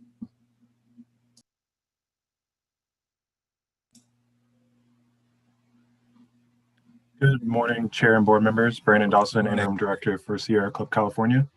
I would like to associate our comments with that made from Mr. Feinstein, who's a wonderful volunteer of ours, and Mrs. Willinger from Defenders of Wildlife, as well as Ms. Belenke and others from the environmental community in support of the adoption of the resolution today. Our organizations, as you know, dedicated many hours over the past decade to contribute to the development of the procedures, and we're intimately involved and familiar with the process through which the procedures were developed.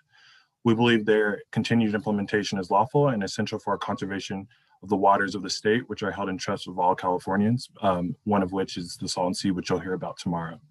We support the board's adoption for the procedures before you today, and we look forward to working with you to make sure they're implemented in an environmentally sustainable fashion. Thank you. Thank you, Mr. Dawson. And last, we have Caitlin Kalua. Ms. Kalua. All right. Good morning, Chair Escobar, members of the board. My name is Caitlin Kalua. I'm the policy manager for the California Coastkeeper Alliance, which represents local waterkeeper organizations throughout the state. We appreciate the State Water Board's overall commitment to the implementation of these procedures after over a decade of deliberation and development. As was previously described, California has over 90% of its historic wetlands and headwater streams and other seasonal waterways that are essential for water quality, supply, and wildlife have also been destroyed and degraded. These procedures are needed to gap fill and protect vulnerable state waters.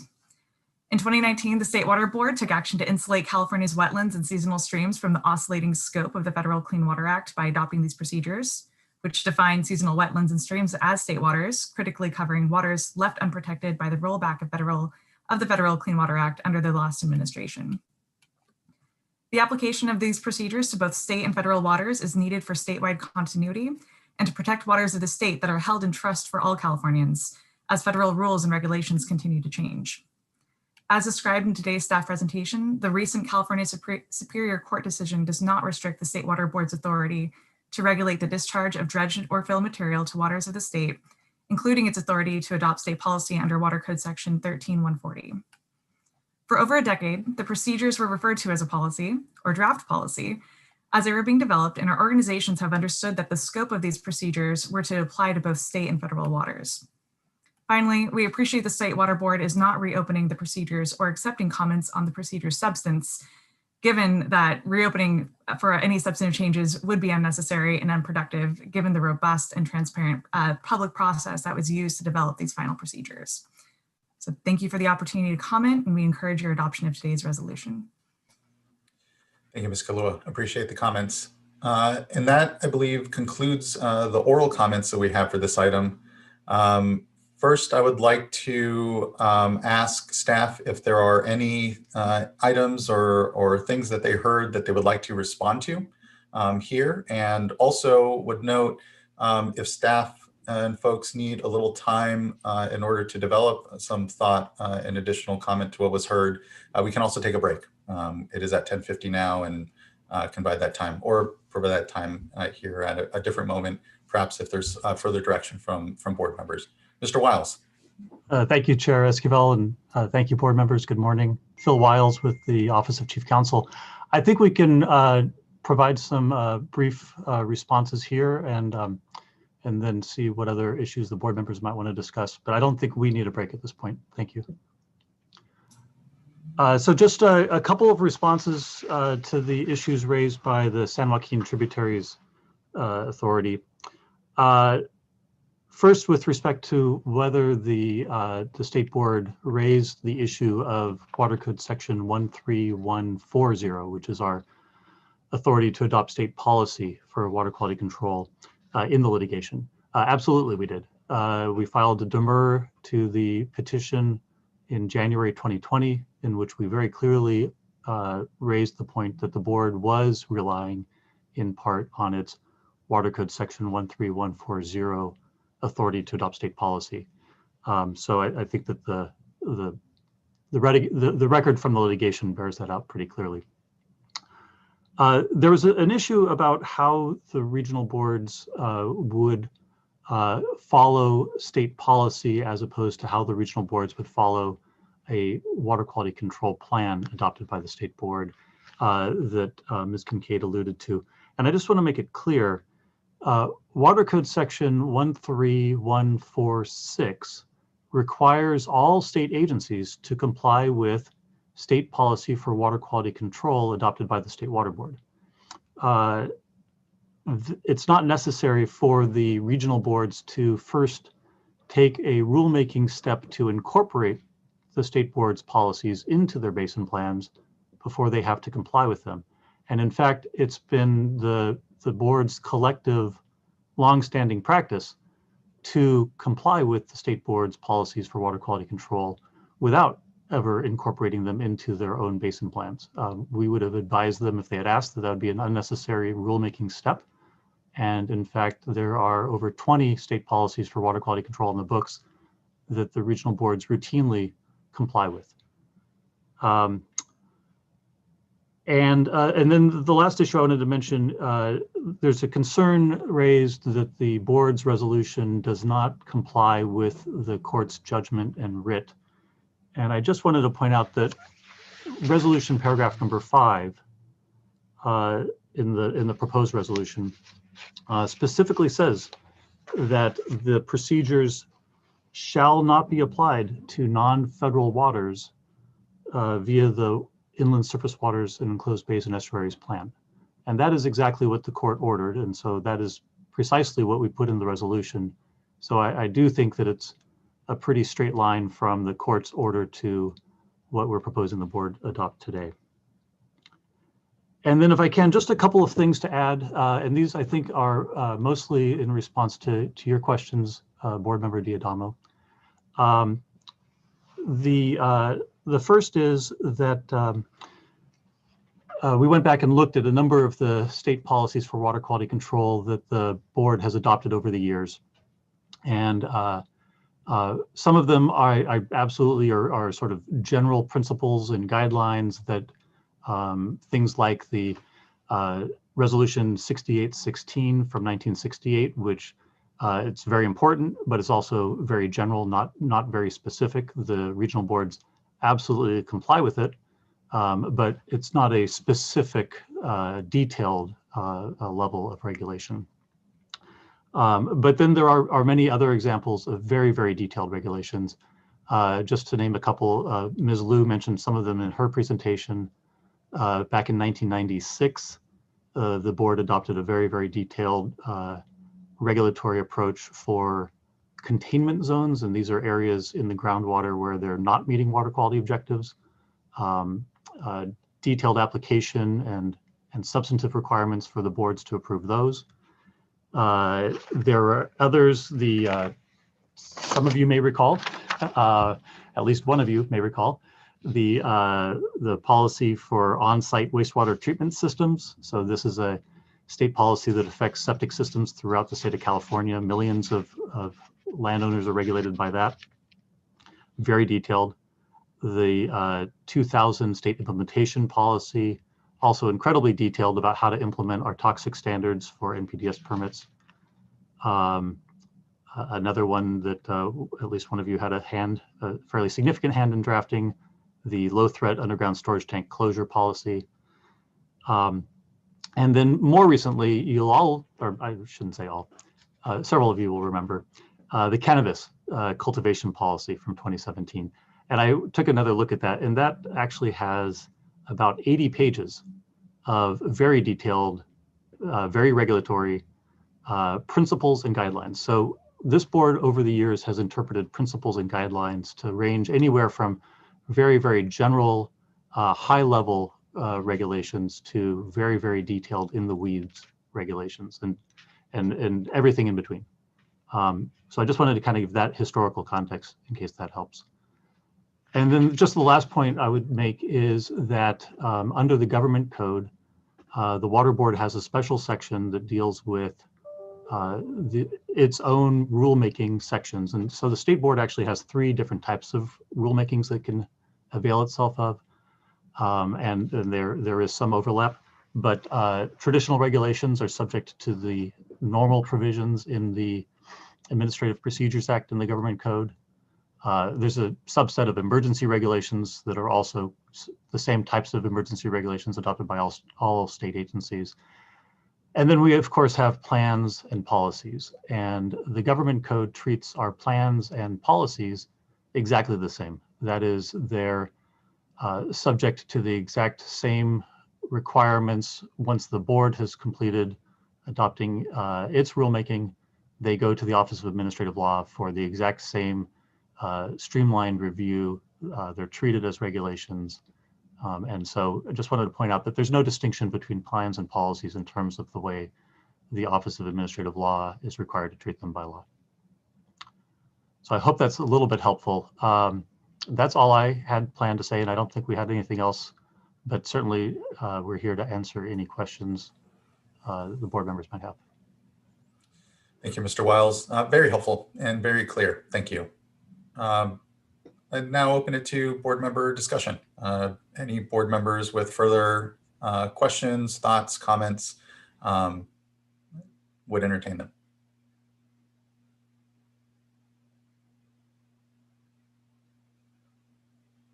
And if I'm hearing none, would also entertain a motion. Vice Chair. I actually wanted to wait to see if my colleagues had any comments before jumping in. So I'll just say that I'm really torn on this, and I'd like to explain why. First of all, I'm very much supportive of the action that we took from a policy perspective. The board, long before my time in joining the board, had spent years and years on development of an action, let's just say. And I did see what the action was called sort of changed through time, but I didn't really zone in on that. I felt that for me, it was much more important to look at the policy issues and to work closely with the stakeholders. I was looking for a middle ground that we could all support, and that for the most part, the stakeholder community would support. And so I do plan on supporting this action today, but I do want to at least point out that I have some degree of hesitation. This issue, I think, first came to light after we adopted the policy or the procedures. And I did not follow the case closely that was brought by SJTA. But when we adopted the toxicity provisions, that is when this issue, for me, is when I first really focused on this distinction between policy and plan 13140, 13170, a little more specifically. And I know we're not talking about toxicity today, but I do recall that when we adopted the toxicity provisions, Ms. Kincaid did comment. She made it clear that she was coming into the discussion late, but that this was something that she felt was similar to an action that we took with respect to the wetlands procedures. And so at that time, our staff walked us through why they felt that the action was appropriate. And now, as a result of this litigation, it looks like there will be potentially a change on toxicity as well, in the event that, depending on how things play out with the litigation, which I think, obviously is appropriate for us to engage in a fix elsewhere where needed. But when I first came to the board, I do remember, we all received our board member binder and sat down with staff from the different divisions, and do recall specifically a discussion along this point of policies versus plans. And that where we had been, at least when I first came on the board, was sort of this two-step process with respect to policies. That we adopt a policy and then it gets implemented through regional board, their basin plans. I do think, looking back, obviously that was just general guidance that I was receiving. And Mr. Wiles, I do appreciate you going through and looking up that we have 20 state policies on the books that are very detailed and really are they really are treated as regulation, whereby the regional boards don't have to amend their basin plans in order to comply. In other words, the action that we take through the policy is the effectiveness of the regulation without any further requirements by the regional boards. And so even though I do have some hesitation, my sense is that this is a disagreement, a legal disagreement that clearly is going to play out in the future discussion with respect to whether or not SJTA is successful or we are successful with respect to how we've handled the direction from the court. And so again, I'm going to support the motion, but just want to indicate that I do have some degree of hesitation just because of this not being crystal clear in previous discussions. And it really is important, I think, for all of us, but this has been an area that I have particularly tried to be mindful of, and that is for us not to overstep our authorities. And so depending on how things play out with the litigation, if the court does say that we have overstepped our authorities, I will want to have, immediate follow-up with staff, to make sure that we appropriately follow any ongoing guidance from the court. But in the meantime, I'll go ahead and defer to what staff is suggesting. Yeah, thank you, Vice Chair. Likewise, want to ensure that we're always following within our authorities and not expanding them on our own accord, but instead resting firmly on what are strong authorities given to us by the legislature and constitutionally otherwise here. Mr. Wiles, did you want to follow up further? No, I appreciate Board Member Diadama's statements, and of course we absolutely concur. And it may be worth explaining our perspective here. We had intended to use the Water Quality Control Plan essentially as a vehicle or a receptacle to start placing all of the board's rulemakings into a single place so that the public, the stakeholders, frankly, your own staff, could find all of the relevant regulatory requirements that apply to regulation of surface waters. That was our intent all along. And so this court essentially disagreed and said that, well, you can't do that to the extent that it has anything to do with non-federal waters. You can't essentially put all of your policies and your plans in one place. So we understand that. And yes, we are proposing as a result of this to essentially accept that determination, assuming that it holds. And we will have a different approach for the toxicity provisions, as you mentioned. You know, we'll come up with a new plan to come up with a single receptacle for all of the board's rulemakings. But absolutely, we also have every intent of sort of knowing where the rules of the game are and making sure the board is playing within those rules at all times. I did want to just add, since I went ahead and came on screen, just to be clear, staff does have that additional proposed revision to paragraph number 1 of the resolution. So if there is a motion, we would ask that it include the small revision that Ms. Liu read into the record.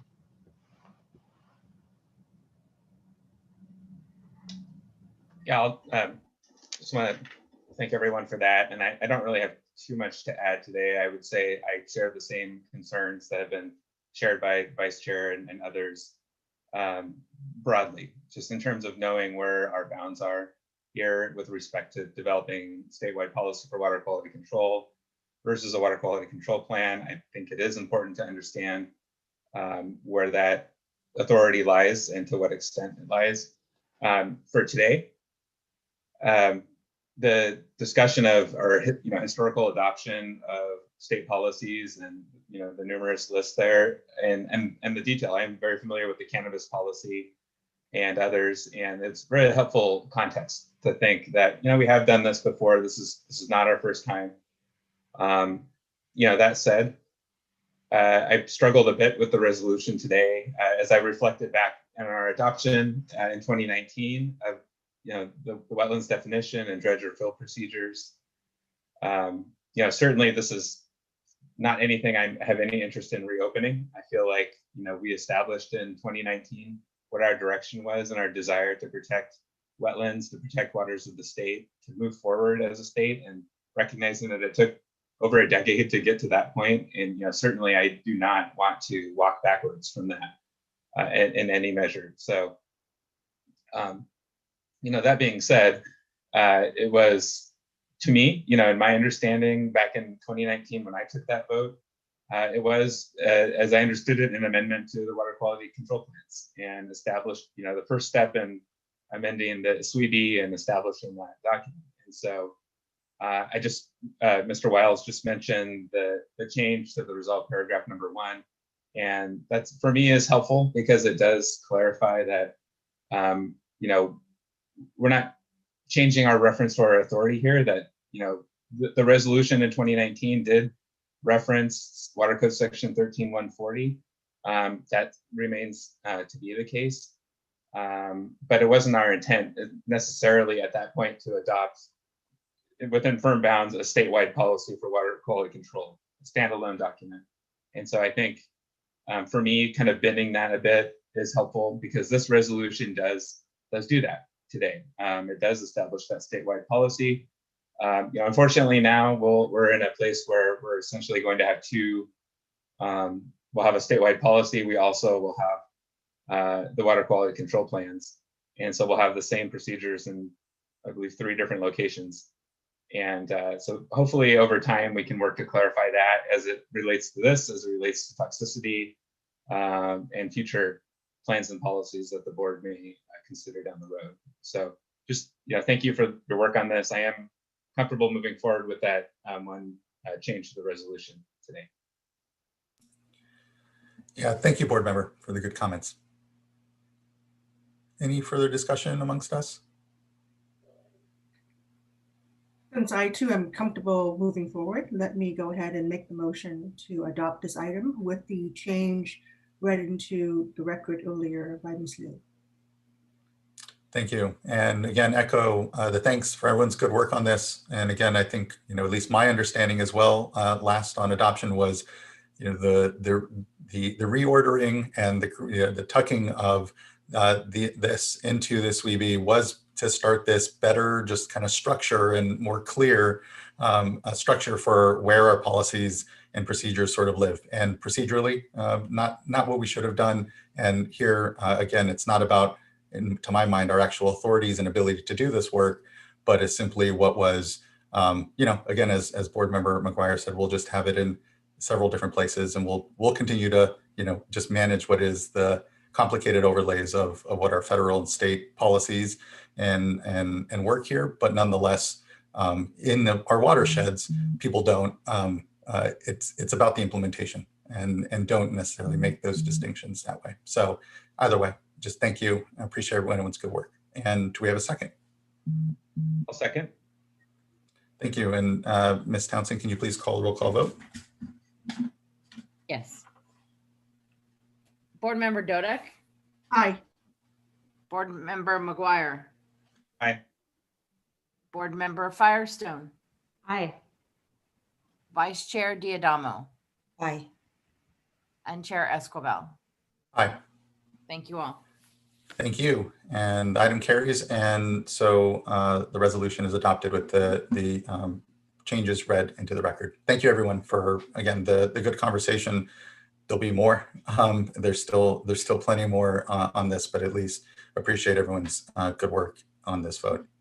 Let's go ahead and take a break before we move on to our next item. And let's say just give ourselves a 10-minute break or so, 15. We'll come back at 11:25. How's that? Sound good? Okay. Thank you, everyone. And we'll see you here and continue on to the next item.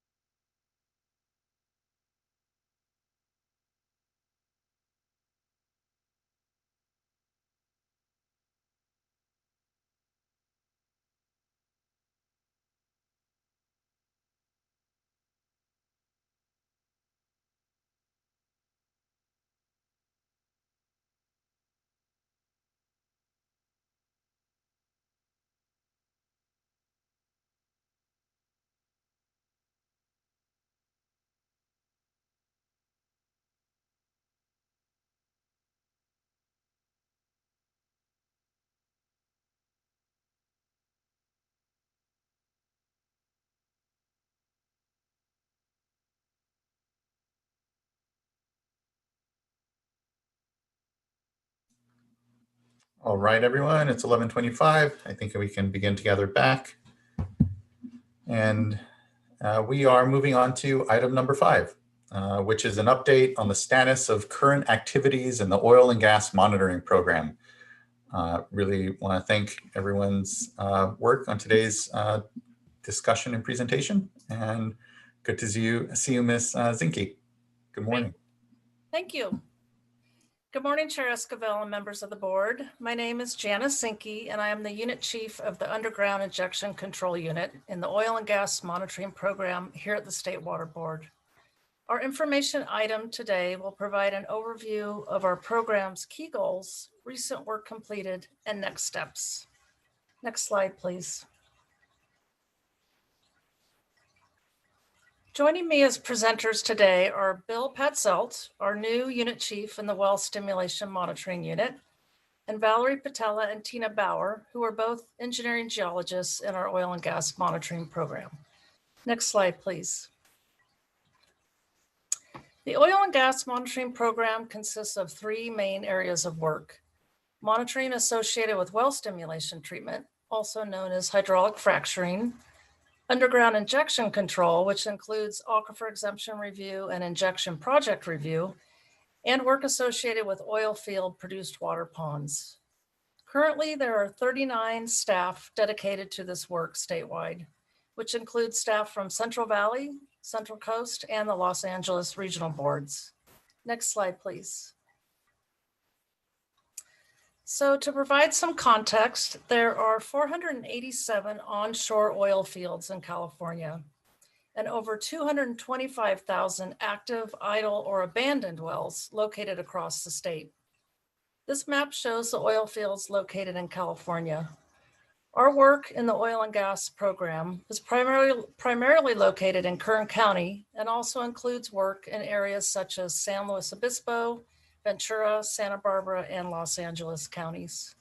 Ms. Zinke, apologies for interrupting, but when it comes to plugged or abandoned wells and the 120,000 some odd that there are, what is the split between, and is my understanding abandoned well is a well that hasn't been remediated at this point and or plugged, and so just kind of wondering what the split is there, really trying to get at how much of an issue are abandoned wells in the state, just kind of looking at these figures here. Right. Well, I don't know if we have a clear indication of plugged versus abandoned numbers, but it's typically a plugged well is an abandoned well. Okay. There seem different terminology, right? Okay. Used. Well, and I guess it's to my mind, it's about the remediation that would come, from, an abandoned well. And so, Mr. Bishop, maybe you have a figure there. So there's another group that I interpret that you're looking for, which are orphan wells, which we don't have a number on. And orphan wells are wells that need to be plugged or abandoned, but haven't. Okay, thank you. That's actually what my mind was going to then. And it's more, the orphaned wells that I were thinking as the larger challenge. And that sounds like a little more unquantified. Okay, thank you. Appreciate that. No problem. Next slide, please. So today's presentation will update you on State Water Board work associated with well stimulation treatment monitoring, our regional groundwater monitoring program, aquifer exemption reviews, and injection project reviews. We'll also provide to you some of the program's key goals for future work and next steps. Today's presentation will not, however, include an update on produced water ponds. That program is overseen by the Central Valley Regional Water Quality Control Board. Next slide, please. And with that, I'd like to pass it on to Bill Patzelt. Thank you, Janice. My name is Bill Patzelt. I'll be providing an update on the Well Stimulation Monitoring Unit. This unit oversees the area-specific groundwater monitoring conducted by oil and gas operators. In addition, we oversee the Regional Groundwater Monitoring Program, where the U.S. Geological Survey, or USGS, is our technical lead. An annual performance measures report is produced by this unit and posted on our website each year. Next slide. Well stimulation treatment uses high pressure to inject a fluid mixture that consists of gel and sand into a geologic formation to increase production. Depths of well stimulations in California can range from approximately 600 feet to over 13,000 feet below ground surface. Well stimulation treatments have occurred for decades, predominantly in southern San Joaquin Valley and Los Angeles Basin. Since 2015, it's occurred mostly in Kern County and now includes a groundwater monitoring requirement. Next slide. Prior to the development of our program, the public expressed concern about water quality and protection of water resources in areas of well stimulation. This led to the passage of Senate Bill 4 in September 2013, setting the framework for regulation of well stimulation treatments.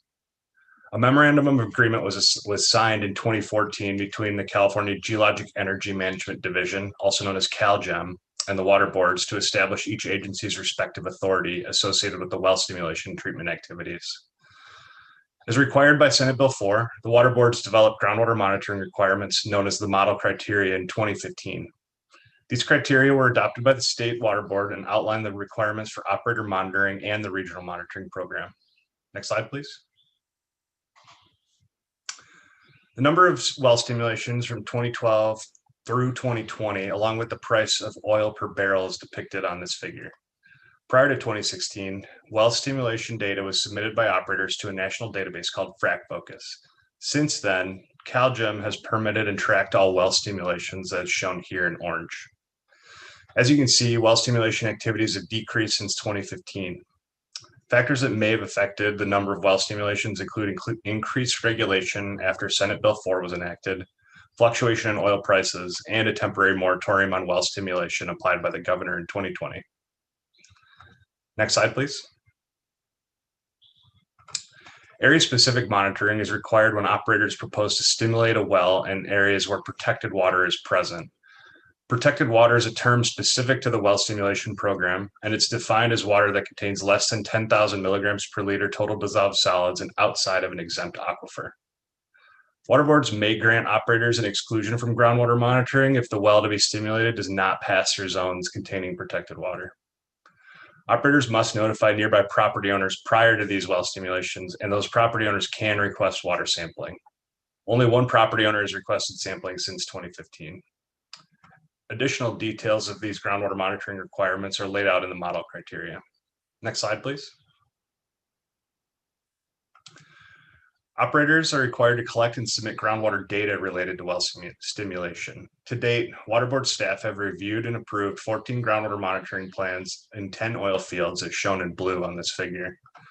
Water board staff also have reviewed 139 groundwater monitoring reports associated with these approved plans. This review process includes working with regional board staff to provide operator comments. Area-specific groundwater monitoring conducted by operators is intended to characterize baseline water quality conditions and to assess potential impacts to groundwater. Operators have been requested to evaluate these sites to determine the nature of any elevated compounds and whether they're related to well stimulation treatments. Additionally, water board staff have worked closely with CalGEM to review and provide comments on over 2,200 well stimulation permits. Next slide. Operators have also requested and received approval from the water boards for 20 exclusions from groundwater monitoring in 6 oil fields, which are shown in orange on this figure. These requests for exclusions are based on detailed technical proposals submitted by an operator, indicating that a certain area proposed for well stimulation does not contain protected water. These areas granted exclusion from groundwater monitoring either for water greater than 10,000 milligrams per liter total dissolved solids or not contain any groundwater at all. All information associated with area-specific groundwater monitoring plans and reports, as well as exclusions, is publicly available on the Water Board's GeoTracker information website. A performance measures report summarizing work conducted in this unit is also posted to our oil and gas website annually. Next slide, and I'd also like to pass the presentation over to Valerie.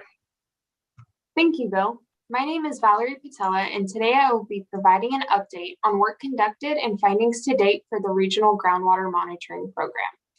The objective of this program is to evaluate potential impacts from well stimulation treatments and other oil field development on groundwater resources.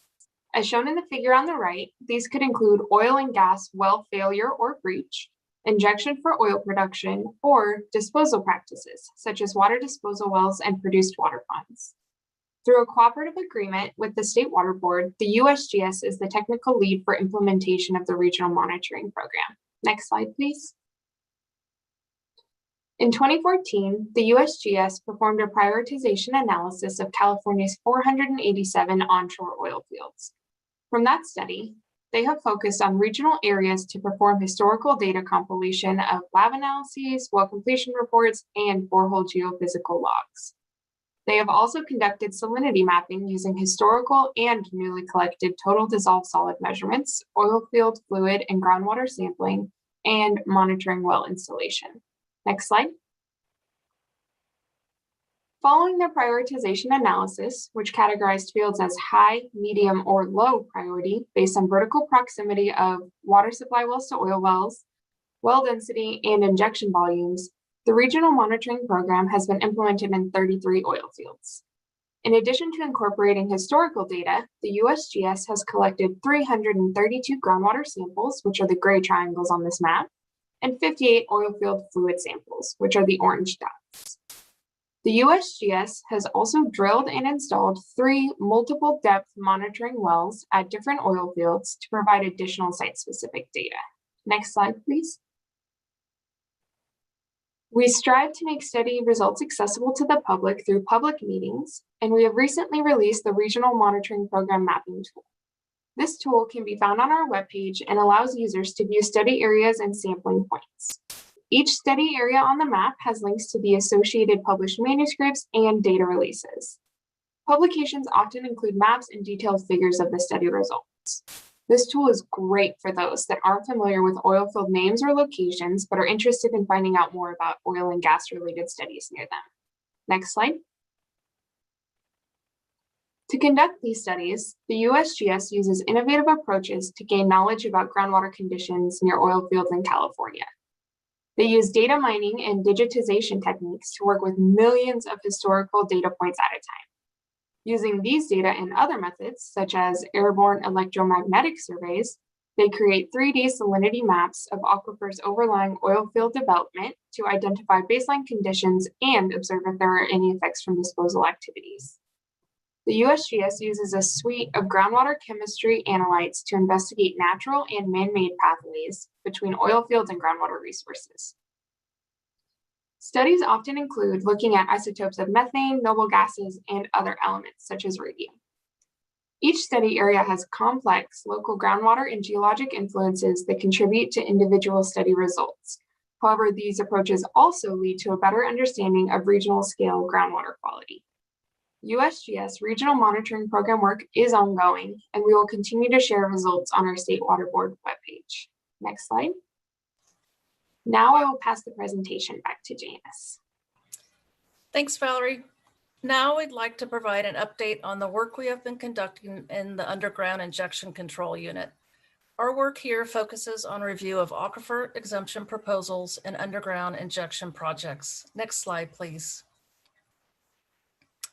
The Underground Injection Control Program is built on collaboration between agencies.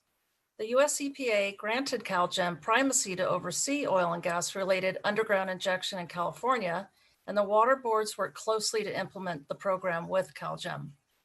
The Memorandum of Agreement between the State Water Board and CalGEM was updated in 2018 and clarifies the coordination of administering the state's UIC program.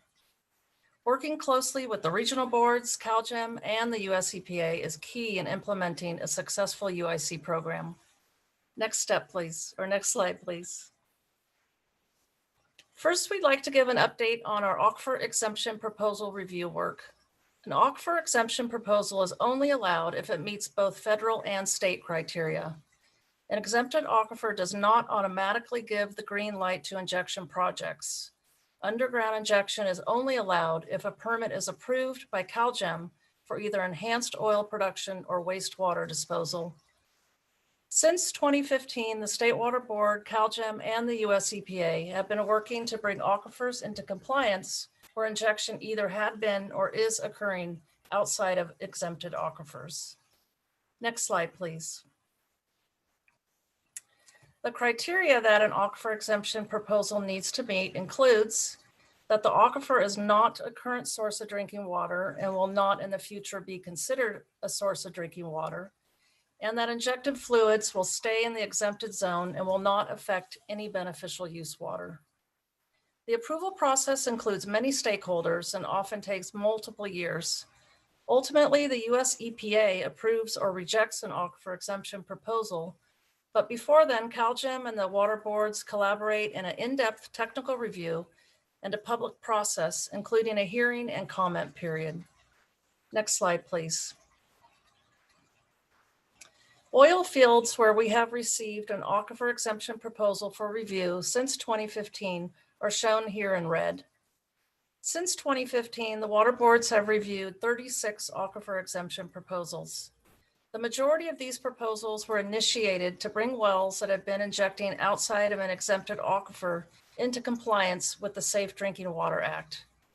The State Water Board has issued final concurrence letters for 24 proposals, and out of those, the US EPA has approved 22. Where we have concurred with an aquifer exemption, we have often indicated potential conditions on future UIC projects, which can include monitoring to verify that the fluids are remaining in the exempted zone.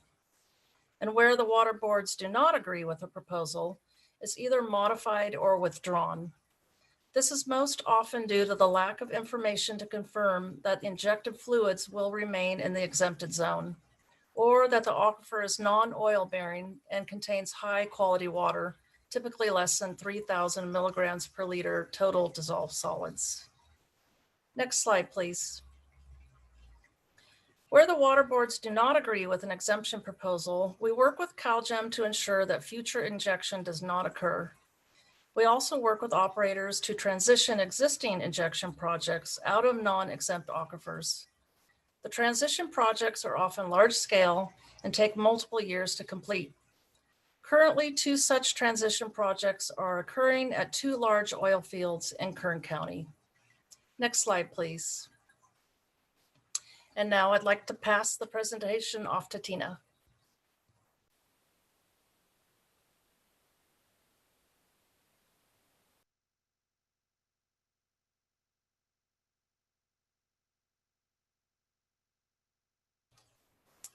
And maybe Tina's not there. I will take over. And Tina, you jump in if you are. I think Tina may just need to be unmuted. Okay, great. There you are. Hi, Tina. Hi. Thank you. Thank you, Janice. I'm Tina Bauer, and I will be giving you a tour of our work in the UIC project review world. Under the Safe Drinking Water Act, fluids related to the production of oil and gas may be permitted for injection into an aquifer that does not qualify as an underground source of drinking water, either because it is exempt or because it exceeds the threshold for total dissolved solids. CalGEM issues the UIC permits, and there are about 870 active projects in the state consisting of over 55,000 wells. A UIC project can include a single well or 100 of wells. Shown here is a state map with the regional board areas and the associated number of UIC projects in each area. Each UIC permit has specific operational, regulatory, and reporting criteria outlined in a project approval letter, or PAL.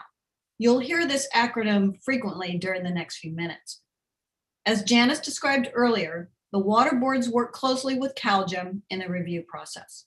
Next slide, please. Since 2015, nearly 300 UIC projects have been reviewed by the water boards. There are 5 types of UIC projects, and the chart shows how many of each type we have reviewed. Modifying a PAL is a critical component that brings the permits up to current regulatory standards. All project types require changing or creating a new PAL except for non-expansions, also known as infills. Project by projects are a one-time comprehensive review and take significant effort to prepare and review. As the chart shows, the majority of our UIC reviews are non-expansion, followed by new and expansion projects. Next slide, please. Consistent coordination and collaboration between the state and regional boards are driving forces in creating a balanced and efficient UIC program. The regional boards are the lead agency for UIC projects within their boundaries, and the state currently assists as the lead agency for the occasional pilot and project by project reviews, but all projects have some level of peer review. Over the past 5 years, the state and regional boards have strengthened our working relationships with CalGEM and worked together in resolving technical issues and PAL requirements. Next slide, please. As previously mentioned, there are over 800 active UIC projects in the state, and about 500 are in and around Kern County.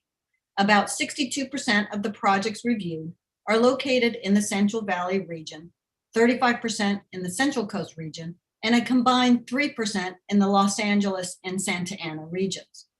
While the majority of the UIC project reviews of all types are in the Central Valley, the Central Coast Regional Board is currently busy with non-expansion reviews, and the LA Regional Board has had several new and expansion projects, primarily in LA and Ventura counties. Next slide, please. The UIC process, the UIC project review process, is outlined in the Memorandum of Agreement, which contains a comprehensive checklist that took nearly 3 years to develop. This figure shows the overall review process that begins and ends with the operator, since it is a permit to inject. The project review is a collaborative technical review effort between CalGEM and the water boards. Key project criteria include where the injection zone is, the horizontal and vertical limits of the injection, and potential injection pressure effects on wells within the area of review. It is not uncommon for the water boards to require additional information to complete its review or add monitoring or reporting requirements to the PAL. If the water boards do not object to the project, CalGEM issues the PAL to the operator. A new UIC project requires a public comment period. And there have been a few projects that the water boards objected to, and those UIC permits were not issued. Next slide, please. During the development of the UIC project review program, it became apparent a long-term mapping and tracking system was needed. Both water boards management and industry stakeholders requested updates on where the UIC project reviews were in the process and how fast the projects were being reviewed. GeoTracker was quickly used for this purpose, and an example of the UIC project review tracking report is shown here. As with many other programs, GeoTracker is an invaluable tool and continues to be modified to meet the UIC program and the evolving needs. The entire project review and accounting process is now digital, transparent, and accessible to the public and stakeholders. Next slide, please. A new type of injection project we have recently been involved with is carbon capture and sequestration, which is an emerging strategy to reduce greenhouse gas emissions and mitigate climate change. This is a process by which large amounts of carbon dioxide are captured, compressed, transported, and stored. The storage component includes carbon dioxide injection, excuse me, via Class 6 wells into deep geologic formations. The graphic on the right is a conceptual model of a carbon capture and sequestration project. While the US EPA is the permitting agency, the water boards are part of a multi-agency effort to develop a process for permitting these wells in California. The UIC program is currently reviewing the first project of this type in the state, which is located in the San Joaquin Valley. Next slide, please. Over the last 5 years, the UIC project review program has certainly experienced growing pains, but has accomplished significant tangible results. We've developed and memorialized water board review criteria for UIC projects. We've developed standard protocol for the efficient UIC project submittals from CalGEM. We've developed GeoTracker protocol and tools for efficient task tracking, accountability, and public access. We have reviewed 280 and counting UIC projects. But above all this, the water board's actions have increased the protection of beneficial use water as an active participant in the critical review and permitting process of UIC projects. Next slide, please. And now back to you, Janice. Thanks, Tina. Now that we've provided a program update, we'd like to give you an idea of some of the future goals for the program. In well stimulation, we plan to start an evaluation of the effectiveness of the model criteria for groundwater monitoring through a stakeholder process. Based on those findings, we will be updating the groundwater monitoring requirements if deemed necessary. We will continue to communicate findings of the USGS-led regional monitoring program through public meetings and publications. We will continue to work with CalGEM to develop interagency best practices and help streamline injection project review while focusing on the protection of beneficial use waters. We will continue to work with CalGEM to comprehensively review all existing projects in the state, bringing them up to current regulatory standards. And we will continue to make the information easily accessible to the public via the State Water Board's GeoTracker information system, public meetings, and our oil and gas website. Next slide, please. And with that, we'd like to open it up for any questions from the board. And if you have any technical questions about the regional monitoring program, we have Matt Landon from the USGS here to assist. Thank you. Thank you so much. That was a fantastic informational item and refresher on just the incredible work that's going on in the oil and gas and monitoring programs that we oversee in conjunction with CalGEM and our other partners. And so as we saw much of that legislatively directed, and so good to hear about the work over the last years and some of the vision as we move forward as to the things that we'll need to be tackling. We have a handful of commenters, but fellow board members, do you have any particular questions? None come to mind for myself, particularly now, but may think further still yet. I just have a clarifying question before we get to comments, and then have comments after hearing from the public. But can you just clarify for the UIC projects, it looks like about 30% of the active projects we've been able to do, it looks like, as I understand it, our review, so about the 280 that you showed how we're tracking. So for the other 2/3 of active projects, can you just give a sense of where they are, or what, how to understand how those are going to be moved through in the coming years? Is that sort of that they haven't yet gotten to us from CalGEM? I just want to make sure I understand what those numbers are and what the process is, where sort of status.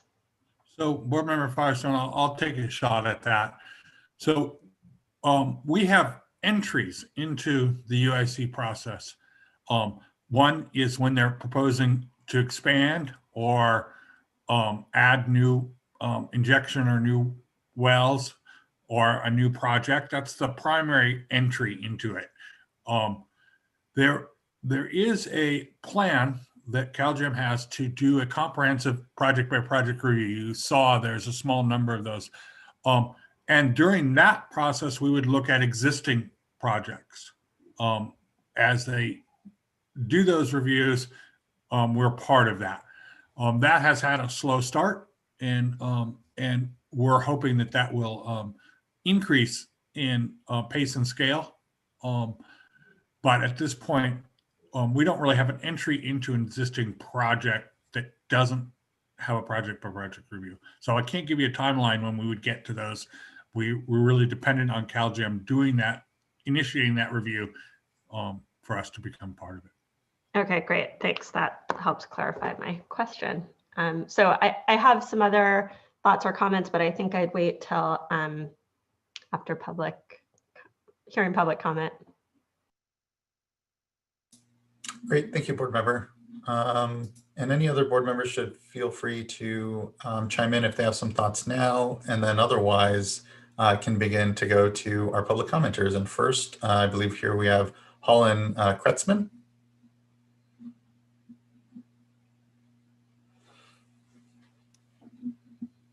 And at this point in time, Holland is no longer with us on the Zoom platform. On the platform, yes. Okay, thank you. Then Liz Beal. Thank you for joining us this morning. Hi, thank you so much for having me. Good afternoon. My name is Liz Bell. I am the Executive Director of Climate First, Replacing Oil and Gas, or SWRCB. We are an environmental community-based advocacy organization here in Ventura County. As an Oxford-educated scientist with a background in quantitative research and statistical analysis, I bring a strong fact-based approach to my work here as a community organizer and environmental advocate. And I think in a political climate that's really rife with alternative facts, it's very important that we stick to objective truth. And that's why I'm coming here to you today to encourage the State Water Board to stick to objective truth when presenting scientific outcomes to our local communities. So the State Water Board is currently contemplating an aquifer exemption application here in Oxnard. And in 2017, water samples were gathered here by USGS under the Regional Monitoring Program. And that was done in order to determine whether or not oil and gas operations have caused migration pathways into the Fox Canyon Aquifer, which is a source of drinking water for over 400,000 Ventura County residents. There were preliminary findings that were published in 2019 that raised serious concerns because thermogenic gases were found in the Fox Canyon Aquifer. And our Board of Supervisors enacted a 2-year moratorium on cyclic steam extraction, waiting for more information. Unfortunately, that information was a really long time coming, so the moratorium came and went. And the final USGS study didn't come out until January 2021 and gave us a lot more questions than it gave us answers. The test results of the final USGS study were inconclusive. 14 wells were tested once in 2017. Oil companies apparently denied access to additional water wells, and no attempt was made to demand access or expand the scope of the study. So between April 2017 and 2019 and today, no additional samples were taken, no substantive new analysis was conducted, and no new conclusions were made. So we're still sitting here today with the conclusion that those thermogenic gases found in the Fox Canyon Aquifer could be naturally occurring, or they could be evidence of contamination. And yet, even with these inconclusive study results, the Water Board published a study summary that had a really misleading headline. It claimed there was, quote, no evidence of hydrocarbon-bearing formation water mixing into overlying groundwater aquifers. As a scientist, I would argue that headline is not factual. That no evidence headline is being repeatedly thrown around by the oil industry in support of operations of cyclic steam on the Oxnard oil field. It's also being used to undermine our organization's credibility.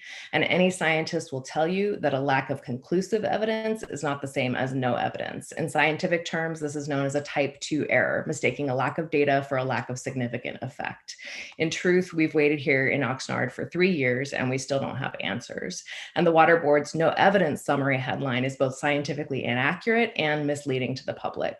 So I'm here requesting that the Water Board retract this summary headline and also do a review of how such headlines get generated at the agency. I'm also asking that the Water Board conduct an additional, more definitive and rigorous study before undertaking any final review of the aquifer exemption proposal for the Oxnard oil field. It's really important for the Water Board to consider the havoc that's already been wrought upon Oxnard's land. Existing conditions pose a credible threat to our drinking water, to the Fox Canyon Aquifer. And by reviewing just publicly available records, SWRCB has seen that it's blatantly apparent that the Oxnard oil field is already home to numerous oil spills, safety violations, and hazardous underground conditions. A failed well conduit can create a conduit for steam-heated oil and chemicals to invade the lower reaches of the Fox Canyon Aquifer. The Oxnard oil field is home to 231 abandoned wells. 27% of those were not plugged to modern engineering standards.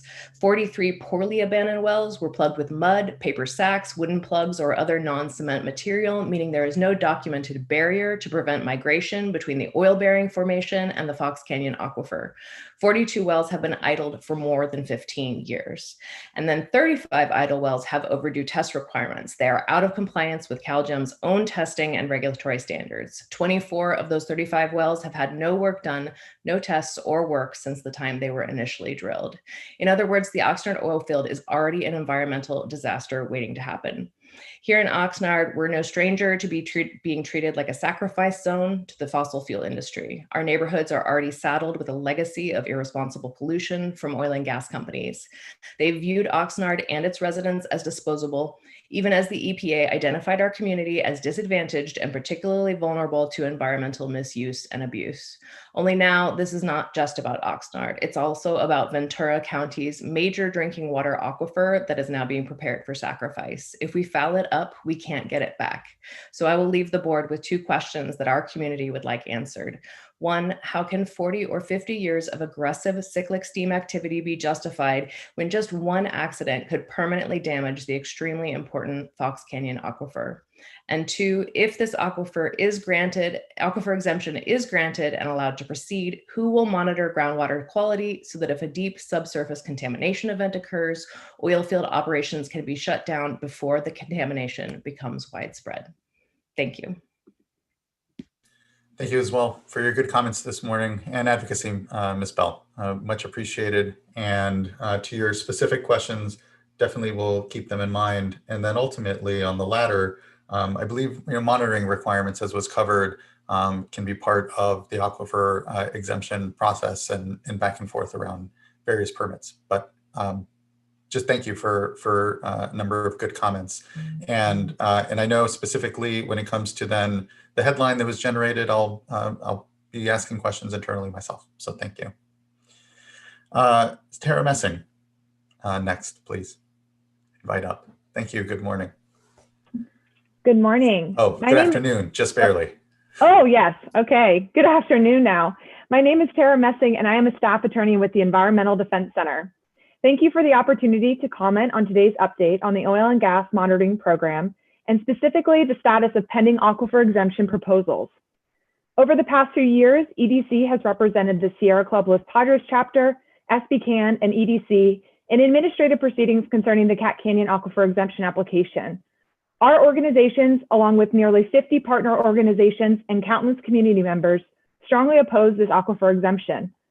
Opening the door for more dangerous steam injection and toxic wastewater disposal threatens to contaminate fresh drinking water sources relied on by over 150,000 residents surrounding Cat Canyon. In passing the Safe Drinking Water Act, Congress recognized that the most effective way to ensure clean drinking water is to prevent pollution of underground aquifers in the first place. The provisions under the Act are therefore preventative in nature. And despite these broad protections for drinking water, between 2011 and 2014, it was discovered that over 5,500 injection wells throughout California were illegally injecting contaminated fluids and toxic wastewaters into non-exempt aquifers, including aquifers underlying Cat Canyon. In 2015, the state legislature responded to this environmental and public health crisis by enacting more stringent criteria for exempting an aquifer under Public Resources Code Section 3131. Under 3131, the evidence must demonstrate that the injection of fluids will not affect the quality of water that is or may reasonably be used for any beneficial use, and that the injected fluid will remain in the aquifer that would be exempted. If not, the proposed exemption must be denied. On behalf of our clients, EDC has studied the application, worked with experts, analyzed various reports, and from this research, we have provided ample evidence to demonstrate that the criteria under 3131 has not been satisfied and that this application must be denied. For example, Cat Canyon has hundreds of active, idle, and abandoned wells and a long history of drilling. Wells can form pathways for injected fluids to travel into protected groundwater and contaminate groundwater quality. The application, however, omits a study of the wells to determine if any wells need to be repaired, abandoned, or re-abandoned. And we know that at least 6 wells on 2 leases in Cat Canyon lack clear abandonment records. 1 well requires abandonment and 5 wells need additional evaluation due to missing data. It is highly likely that wells in other parts of the field are also damaged or improperly abandoned. But in failing to conduct a study of these potential conduits before a decision is made on this exemption, the application cannot assure confinement and protection of groundwater quality. In closing, we are asking for your leadership. We cannot gamble with such a critical natural resource by allowing more steaming and more wastewater injection into these aquifers. Please direct staff to not concur on the Cat Canyon aquifer exemption. Thank you very much. Thank you for your good comments, and thank you for continued advocacy on this. I appreciate it, Ms. Messing. Next is Catherine Dodd. And I believe that will be our last commenter. It says I can't open my video, but I am here. Oh, there we go. My name is Catherine Dodd. I'm a registered nurse, and I represent the California Alliance of Nurses for Healthy Environments. Clean water is essential not only for health, but for survival. I can't help but draw the direct line between the comments this morning and the open public comment about warm water endangering our salmon and an important source of nutrition for our healthy fatty acids, and oil and gas fracking. Oil and gas is one of the top contributors to greenhouse gases and climate change, which is causing the drought and warming the water. It's important for water and climate to be considered simultaneously. As a nurse specifically, I'm concerned with not just with water pollution, but also with air pollution associated with well stimulation, and I hope that monitoring of both will go on simultaneously. I'm calling in today and have listened to the entire meeting expressly to oppose aquifer exemption proposals, and I want to associate my remarks with Liz Bell from SWRCB and with Tara, who just recently spoke, about both the Cat Canyon and the Fox Canyon aquifer exemptions.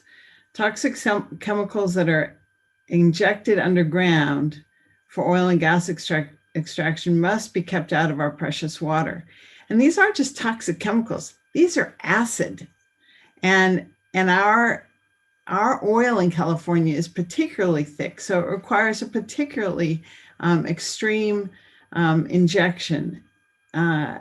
Endangering our aquifers is permanent, and it will poison our water. Not only the water that humans rely on, but also the water that birds and animals rely on. The Water Board is entrusted with our safety, with our water safety. Please don't risk that safety with these aquifer exemptions. Thank you. Thank you, Ms. Dodd. And thank you for making the connections there and your comments this morning or afternoon now. And thank you for sticking through the entire meeting as well. Much appreciated. That brings us to a conclusion on public comments on this item. This is an informational item. There's no decision that the board will be making here in this space, but just continues to certainly remind us of the balancing the board is constantly and continually called to do.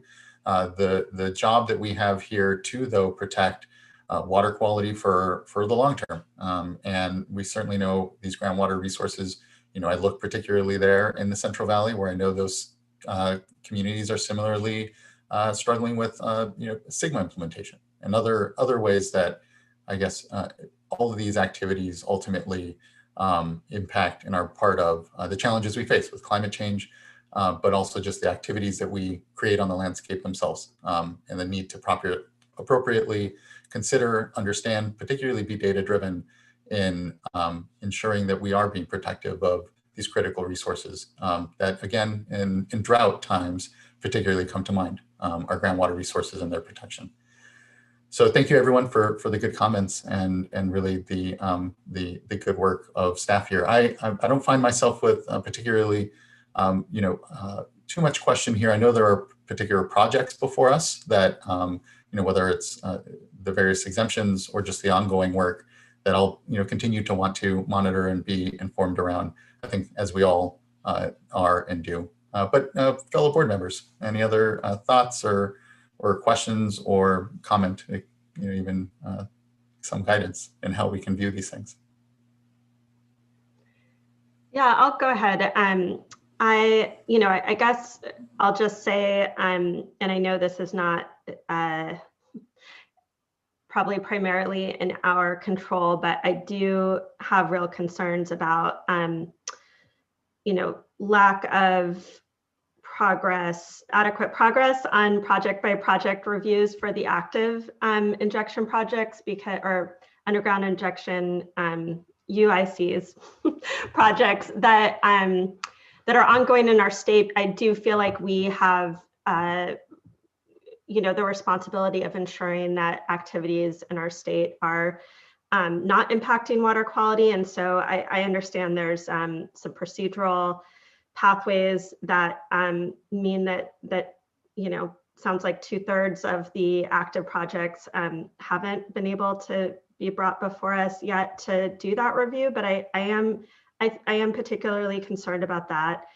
I'm particularly concerned about the lack of identification and plan around orphan sites and orphan wells. And I think that's something that I think is a very significant and important threat to our water quality, and one that I think is of real concern to ensuring our mission at the Water Board.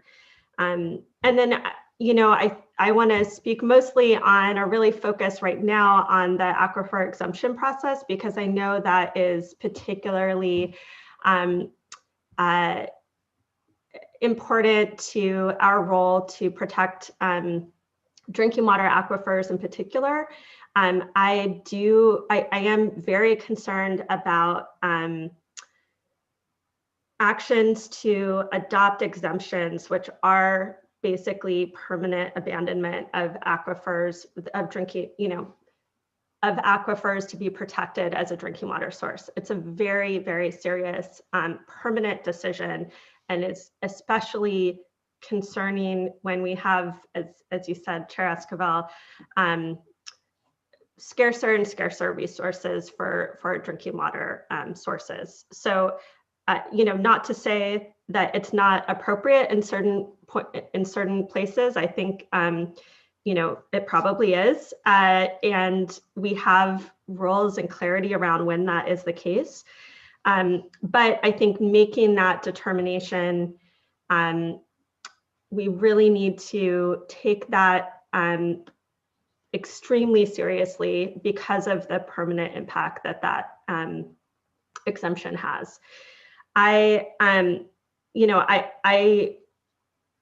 think in particular, one of the real challenges we have, especially given the lack of information around orphan sites, lack of access to land or monitoring capabilities in certain places, and particularly the lack of information on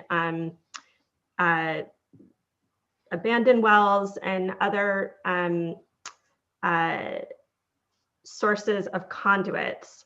I have real concerns on being able to make the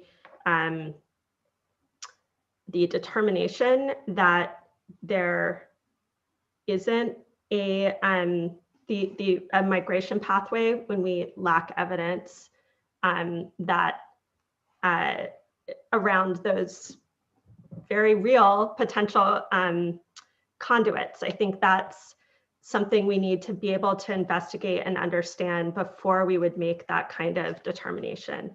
I know that's something that is being discussed by many and investigated. This is not to say that obviously this is an information item, that there's direction to staff on any particular thing, but I do want to emphasize how important I think that is for us to be able to act as a board and for staff to make determinations. And I think we need to do everything we can to ensure that we have adequate evidence before making that kind of permanent determination. So that's, again, I understand this is an information item, but it is an opportunity to emphasize things that I feel are really vital and important to the work we're doing today to protect water quality. I would just like to take this opportunity to thank staff for both the report and then also some really good work that's going on in the area of aquifer exemptions, abandoned wells. I've had some good briefings and have been using this time to just become better educated, but just want to express the confidence that I have in staff and really want to thank stakeholders for raising issues and for just being patient with us as we undergo, our due diligence and working with our sister agencies And again, just identifying, thank the stakeholders for identifying some really good areas for us to dig a little deeper, no pun intended, but to dig a little deeper into. Thank you. Yeah, certainly something we can drill into. I'm sorry. Other board members. Sure. Yeah, I'll just echo those thanks to staff, to continuing our relationship with CalGEM on these very complex and difficult decisions. Just knowing that anytime we're underground, and in many cases here thousands of feet underground, there's a lot of unknowns. And so I appreciate certainly all of the concerns about the orphan wells, all the conduits that exist, and just the uncertainty that's inherent in these practices. And just acknowledgement that we've come a long way in recent years, I think, with the regional monitoring criteria. And I'm glad to hear that there's going to be another look at that to see, do we need to make some tweaks now that we're a few years into that program? Could that be helpful as we move forward? All of these projects take a lot of work and time and effort. And so thank you to the team that's involved with that. And, thank you to stakeholders too for your comments today. I really appreciate all of those. And in particular, the comments on the Fox Canyon USGS study that was recently released.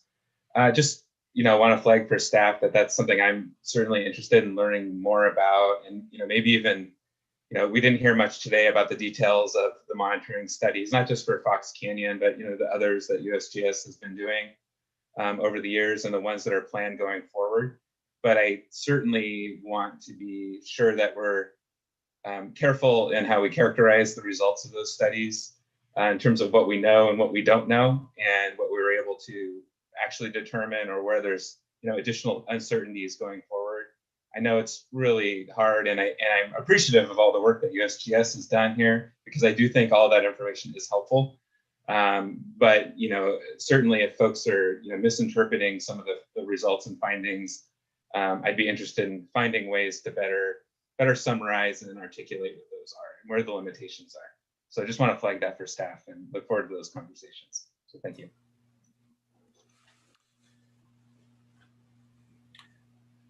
I'll also add my thanks to staff for all of their hard work on these very, very complicated matters. And I do share Board Member Firestone's concerns with respect to, I guess, the magnitude and the consequence of the decisions that are being made. And I appreciate not only the complexity involved, but also involved in terms of the technical complexity, but there's also the policy complexity, and there's also this dynamic that we have with CalGEM, who is actually the lead on most of these projects. And so all of that together provides for some complicated situations. And I know that also that this is something that we've delegated to our staff, our wonderful staff, who have a great deal of expertise in this matter. And I know that, for example, with respect to the Cat Canyon one, there was a request that we take up the decision as a board that we did not embrace. And we're not here to argue or discuss that decision.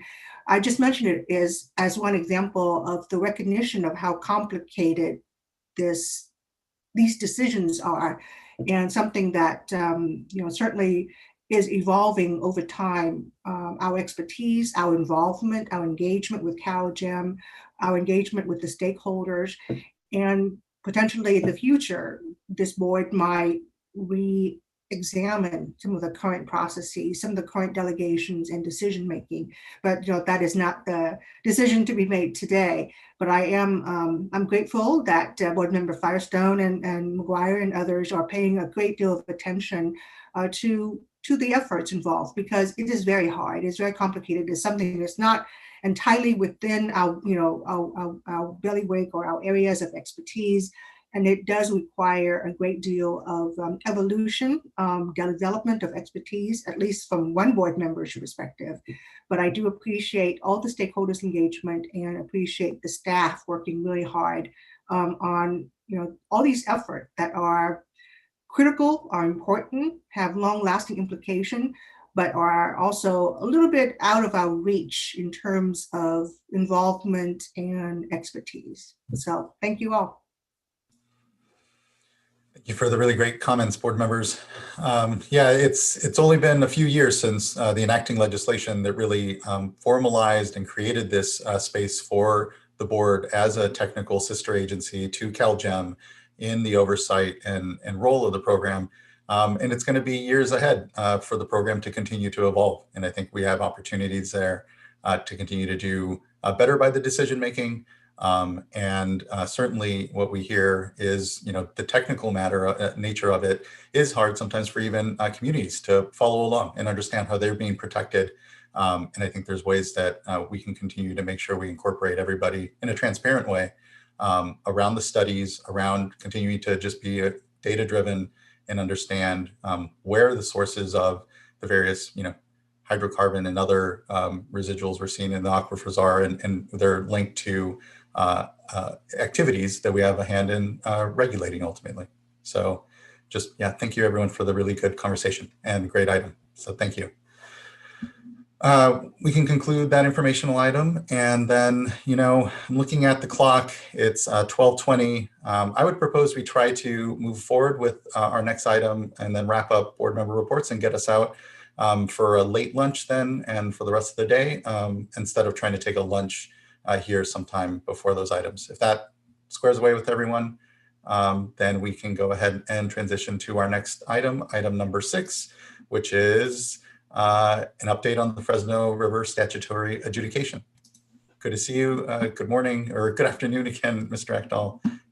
Good afternoon, board members and Chair Esquivel. My name is Eric Ekdahl. I'm the Deputy Director for the Division of Water Rights. And with me today to present on informational item number 6, the update of the Fresno River statutory adjudication, I have Connie Mitterhofer in the Division of Water Rights, Amanda Pearson from the Office of Chief Counsel, and Jesse Jankowski also from the Division of Water Rights. Next slide, please. Very high level outline. We'll talk a little bit about background and the purpose of this informational item. We'll also talk about the adjudication process and our current status. We'll summarize ongoing issues and possible interim solutions, pros and cons related to each of those. And then for each one of those, have a brief summary and conclusion. Before we move forward, I did want to note that with the adoption of the petition in October 2020, there now exists ex parte prohibitions between certain parts of the board. So we have now set up internal separation of functions between the investigation team and the kind of hearings team. And right now we're still many years away from any proposed hearing, but the investigation team, of which both myself and the rest of the presenters today are part of, are under ex parte considerations prevented from directly briefing board members and members of the Administrative Hearings Office, which may someday in the future receive some of these issues on this topic. And so this is a little bit of a new approach and a new issue for both the division and the board. As we've mentioned in previous meetings, the last statutory adjudication at the board was 40 years ago. And so there is no real kind of template or blueprint for how we approach some of these questions. But note that when this issue was raised at the October 2020 board adoption of the petition, the board requested that we come back in a couple of months and talk about potential interim solutions so that progress could be made both locally or potentially at the board as we were developing the rest of the adjudication and starting our process moving forward. So we've done that. We've done an internal staff assessment, but we haven't had the opportunity to conduct our typical kind of one-on-one briefings with board members. Our only opportunity to do that now is in a public setting. And so I'm guessing there may be questions on that towards the end, but with that, let's go to the next slide. A little bit of background on the context. On October 18th, 2018, the board received a petition from Madera Irrigation District for a statutory adjudication of the Fresno River watershed. In 2019, the board adopted a resolution that postponed that adoption of the petition in lieu of a local effort and a facilitated effort to try and come up with a kind of local solution or a local pathway forward. Over the next year, stakeholders, we think, made significant progress, but ultimately were unable to resolve the number of contentious issues within the watershed. And so on October 20th, 2020, the board did adopt the petition and directed staff to update them in the near future on potential interim solutions. That adoption also put the ex parte provisions in place.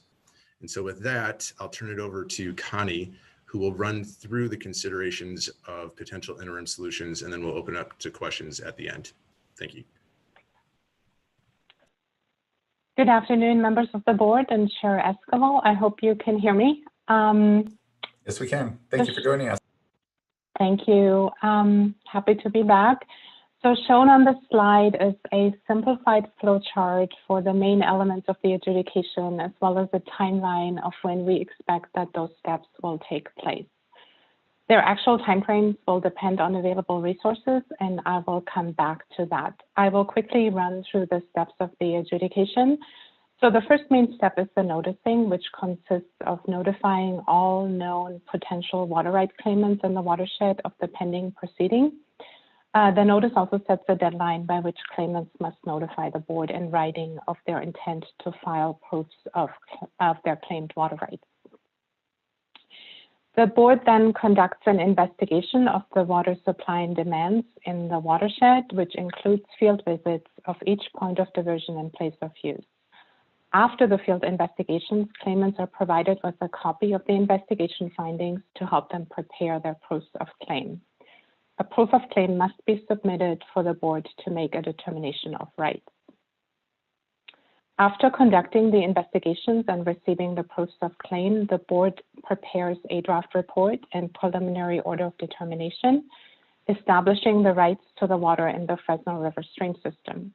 A copy of the report is sent to each claimant, and copies of the proofs of claim and any evidence collected by the board are made available for inspection. Claimants may file objections to the findings in the report and the order of determination, and these objections are subject to hearings before the board. Upon completion of the hearings, the board adopts an order determining and establishing the rights to water in the stream system. After board adoption, a certified copy of the order, the evidence, and transcript of testimony is filed with the Superior Court. Parties may file notices of exceptions to the order with the court clerk. And after conducting a hearing of exceptions and other necessary proceedings, the court enters a decree which conclusively determines the rights of all parties involved in the proceeding. Coming back to our timeline, you see the orange box there. We're currently in the process of preparing the notice package. It is expected to go out in the July-August timeframe of this year. Overall, we are forecasting a schedule delay of 9 to 12 months due to staffing constraints.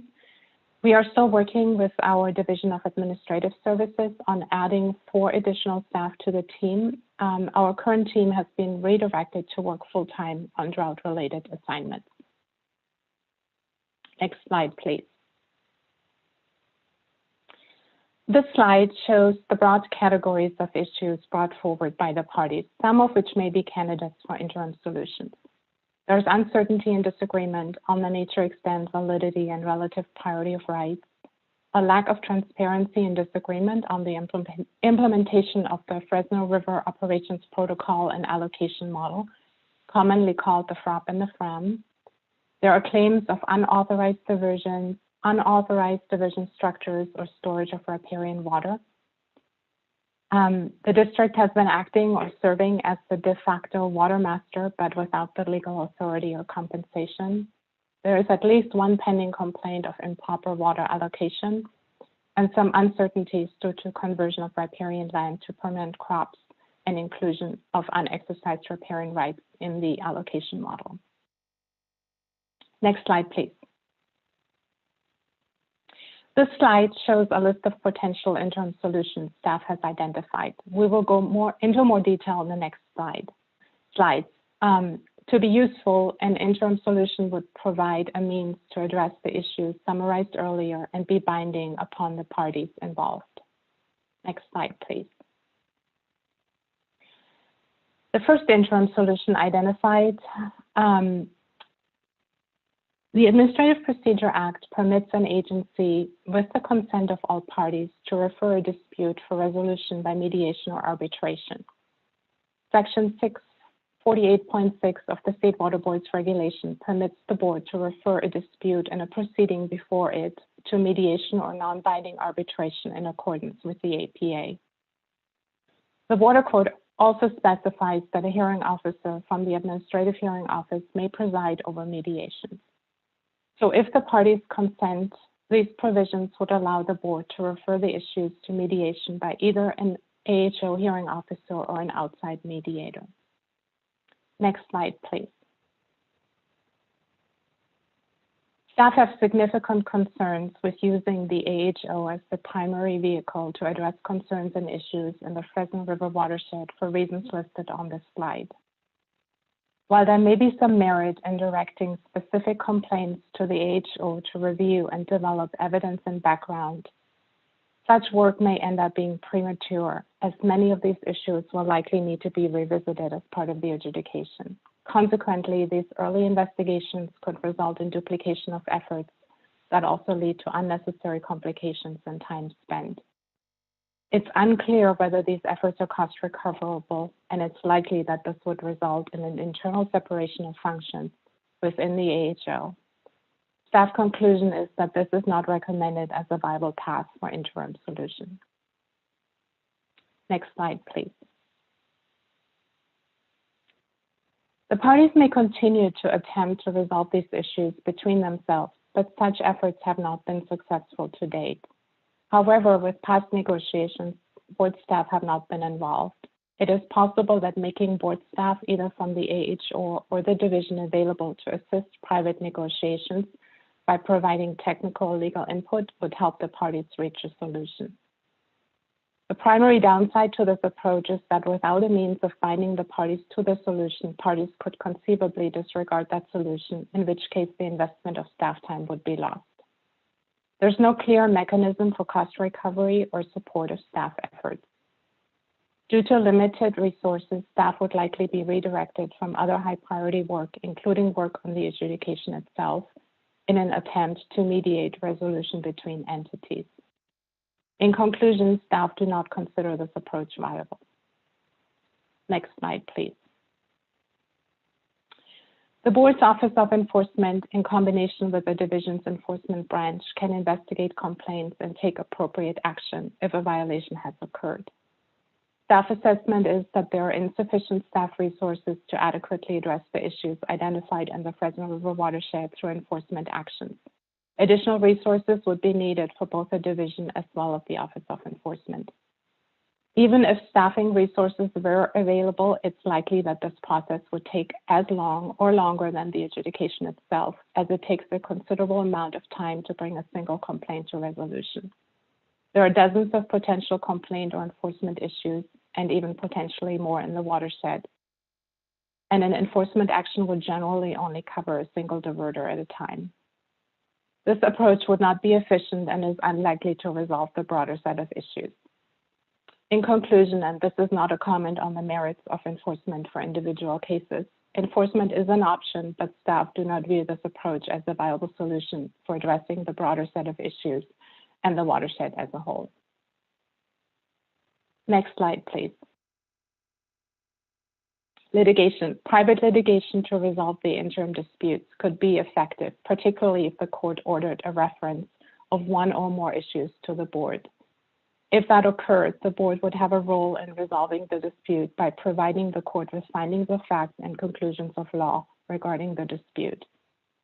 The litigation process is outside the board's control.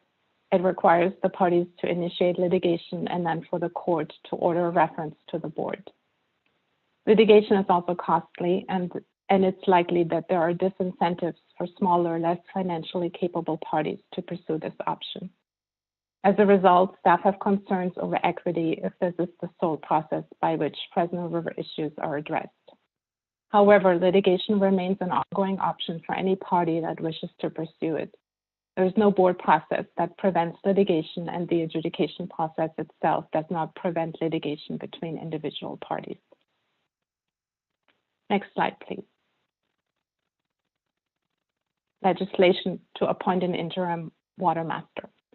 Some parties have suggested that appointment of an interim water master to administer the Fresno River stream system would be an effective means of resolving interim disputes, and have made requests to appoint a water master for overseeing allocations and reviewing the allocation models currently in use. While appointment of a water master is a common result of a statutory adjudication, the board does not have general statutory authority to appoint a water master at this time. This lack of authority could be corrected by relatively simple legislation, with sponsoring legislation requiring approval from the administration.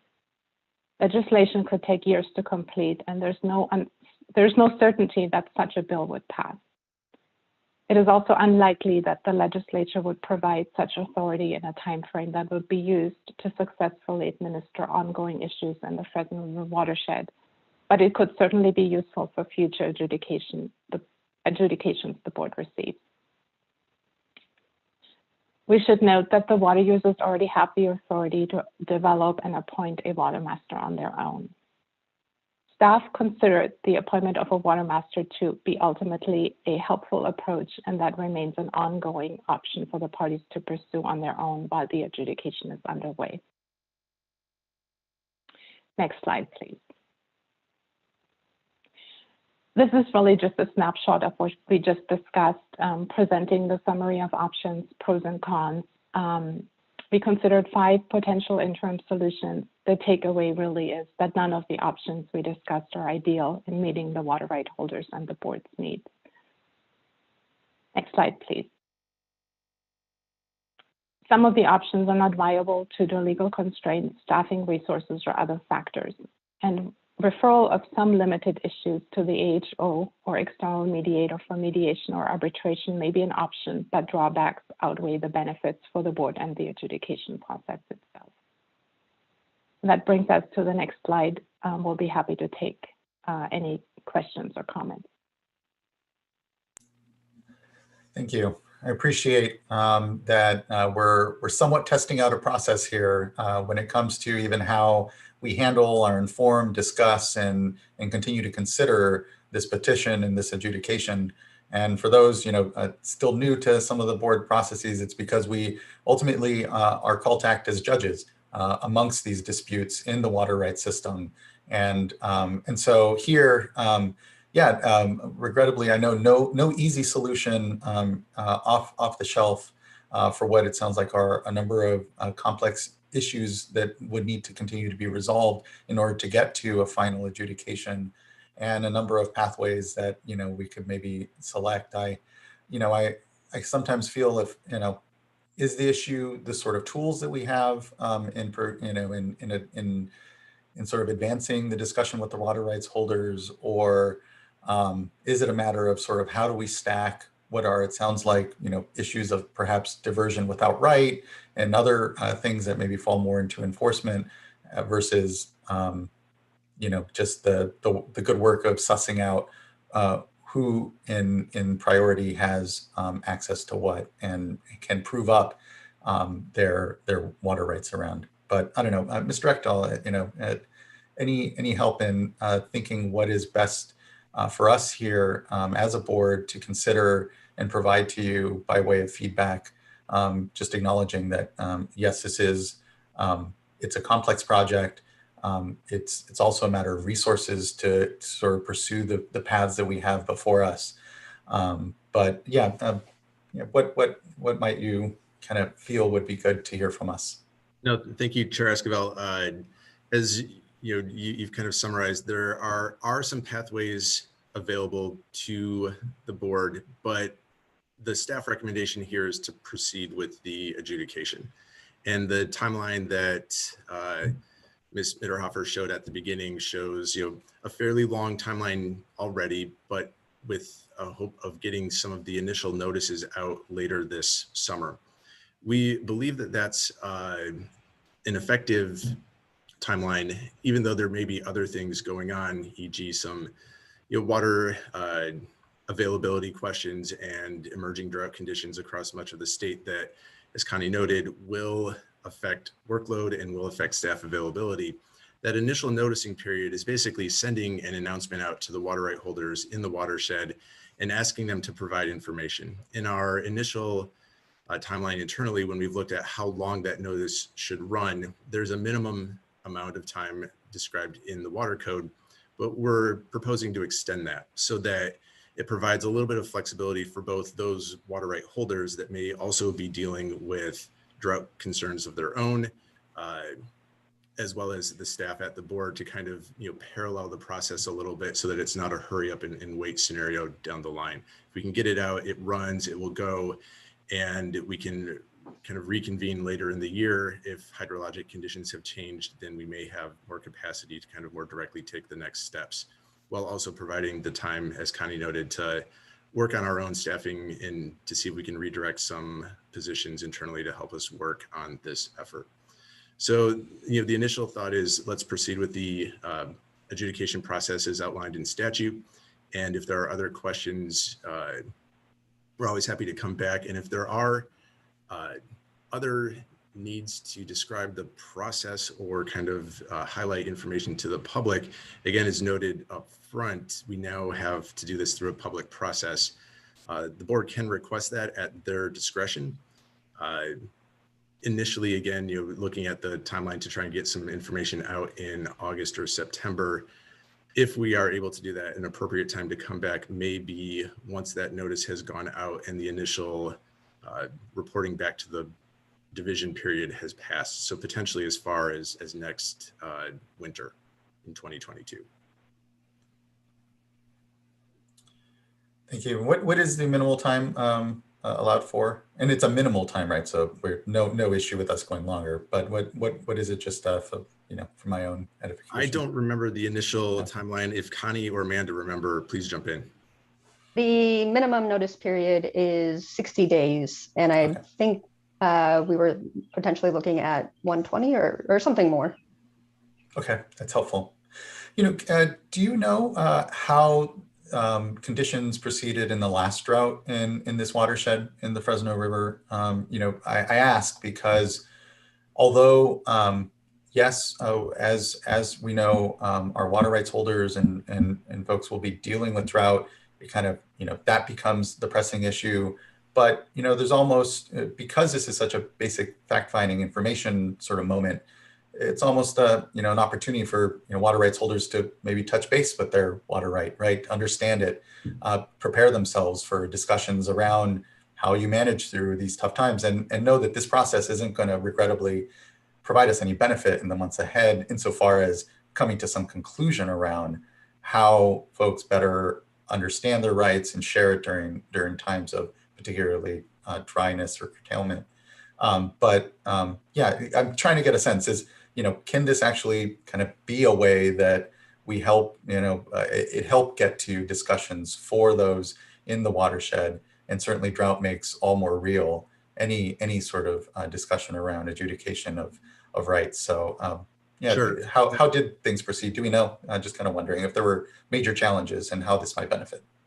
I don't wish to speak directly for the petitioners, Madera Irrigation District or others, but my sense is that it was the previous drought that precipitated this petition in the first place. That previous drought did kind of raise issues of what is the priority of right, what is the validity of certain types of claims, particularly with SWRCB now kind of playing a role and others looking at what the long-term groundwater supply will be as it's compared to surface water riparian rights in particular.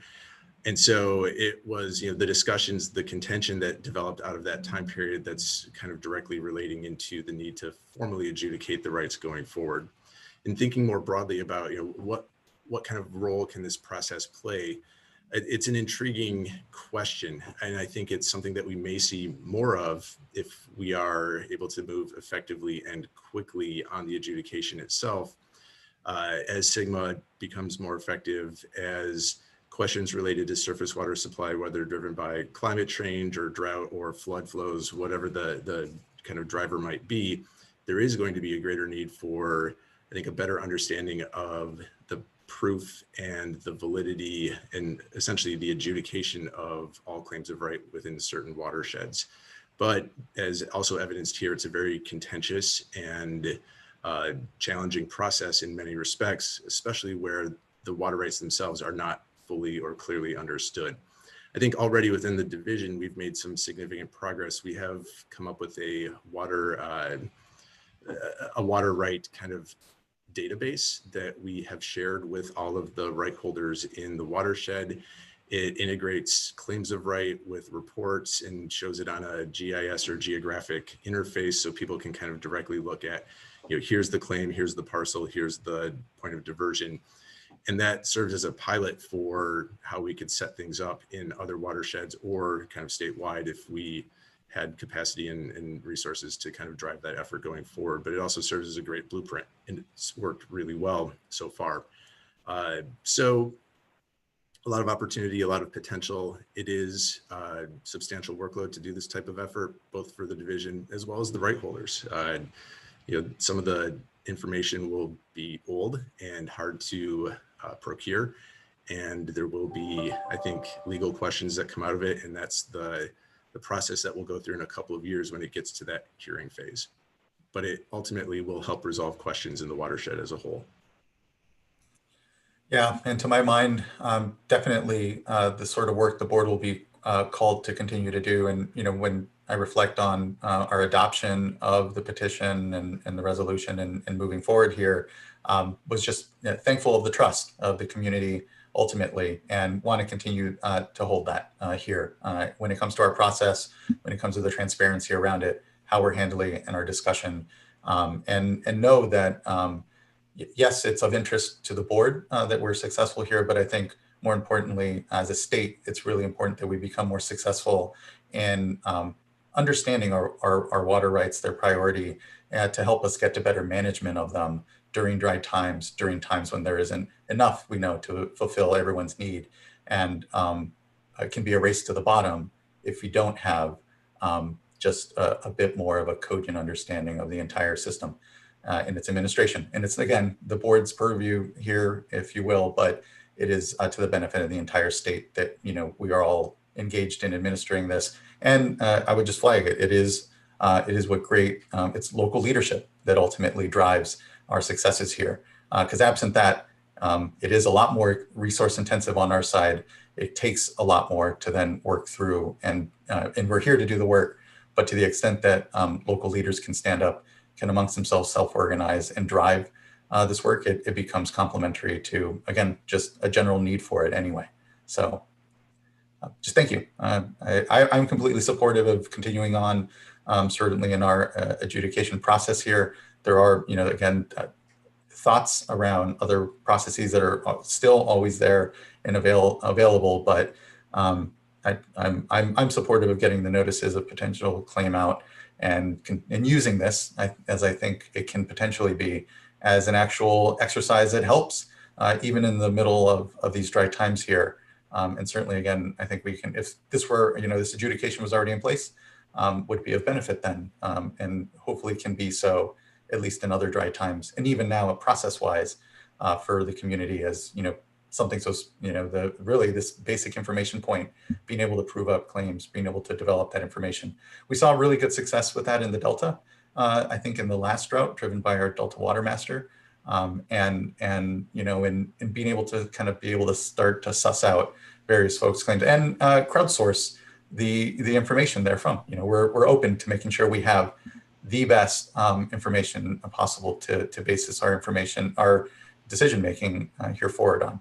And so, anyway, just thank you again, and leave it for my fellow board members for additional thought. I know this is, again, a new process for us, and hopefully one that we continue to get a little better at.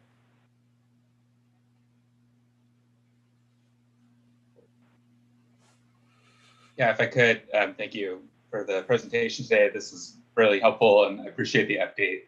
And I just want to, certainly as a fundamental basis, I have no problem with the recognition that resources are limited, and perhaps in this case, the best course of action is just to proceed with the plan. which is the adjudication. But that makes sense to me. But looking at the timeline and noting the dry conditions that we're facing and the acknowledgement that we're already slipping on the timeline, I think that was even shared with us today by as much as a year. Yeah, these things do take many years. And so I'm just thinking, 5-6 years from now, perhaps when this is, ratified by the court, that'll be a good moment. But what we're here to talk about today were the interim solutions, interim options. And it sounds like there's no low-hanging fruit. There's no great options here, but you did mention a couple of pathways, which we've explored a bit, which is kind of the stakeholder process to go through a resolution with, independently. We supported that last year. Weren't able to get across the finish line. And then the other option of appointing a interim water master.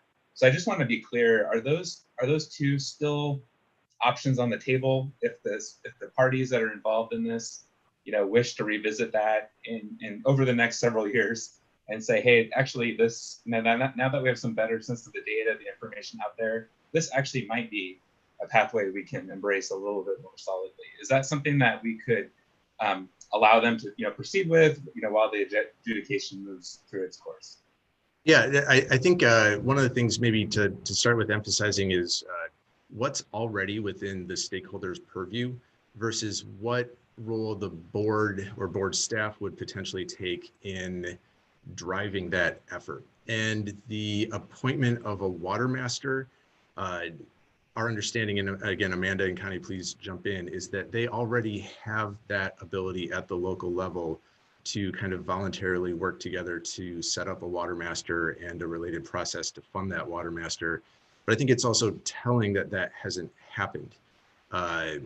And I think that again, I don't want to speak for the parties themselves, and so maybe I won't venture into why that hasn't happened, but it hasn't yet happened. As to whether or not it is possible, absolutely. It could occur at any point throughout the adjudication process. It could occur after the adjudication process, and it still remains a viable option for them going forward. I think, Board Member McGuire, please remind me what the other question was again. There was the water master and then the... I just think the private resolution was the other one, which would be a similar, I'm sure, vehicle. The local kind of facilitated process going forward. So the board effort over the last year or so, actually year and a half, we did fund a third-party facilitator to come in and help try to drive some of the conflict resolution and resolve some of that conflict. Again, that is something that the local right holders and right claimants have the authority and the ability to set up on their own at any time. And again, it hasn't occurred, or they've chosen not to kind of fully directly move forward or engage that level of facilitation again. They have that opportunity. They would have to fund it and pay for it themselves at this point. And they've chosen not to do so. Right, I understood completely. And I get that, but things can change. The world is changing, and so so too can the interest in this watershed. So I just want to make sure that as we go forward here, they're clear. There's a lot of parties involved, that they're aware that there are these other options. And as you mentioned, we may see other watersheds with similar challenges and conflicts and desires for adjudication. And so just to be clear about what are all the tools and options that each watershed has, these being some very viable ones that we would like to see. We don't have the resources, frankly, to take on much more. So currently, so I think to see a success either through a full adjudicative process or through a voluntary solution, I think either for me would be a victory and good to see. So that's a great point, and I think I maybe sounded a bit negative in some sense. If stakeholders are able to bring together a facilitator or to appoint a water master, looking at that again timeline that we showed earlier, we think internally that would actually speed up our efforts considerably. So speeding up our efforts is also going to save everyone money, because ultimately this is a cost recoverable project. So we agree and highly encourage local efforts to to do what they can to help kind of drive the effort going forward, with the note that if it delays, it actually then probably increases costs in the long run. So lots to consider, but absolutely agree. Thank you. Thank you. And I would just add, definitely always open to those voluntary solutions that local watersheds can self-organize around and the board can look at and review and bless. I mean, that is fundamental to the way we've carried out our work. And I would say that, you know, for me, it's making sure we also emphasize it's the continuity of the information between, say, a full adjudication and some voluntary thing should be the same. And so that there are ways that driving the adjudication actually helps get communities maybe to a point where they can then self-organize and find, you know, some solution that gets us there sooner without having to go through the full board processes that we have at our disposal to bring us to that conclusion.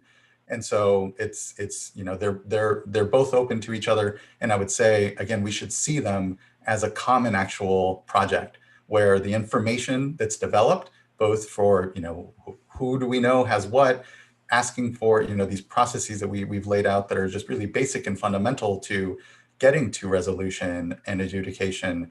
Again, it's, you know, you can ultimately have a more self-assembly and we, you know, self-organization in a watershed, and we really benefit from that. We all do, because it demonstrates a local leadership with the same data, with the same information, and again, ultimately driving toward ostensibly the same outcomes, but just, you know, different ways we can get there. And again, they complement each other. They don't have to be seen as antithesis. You know, the board doing that regulatory work, geez, well, that means a voluntary agreement can't possibly be in the offing.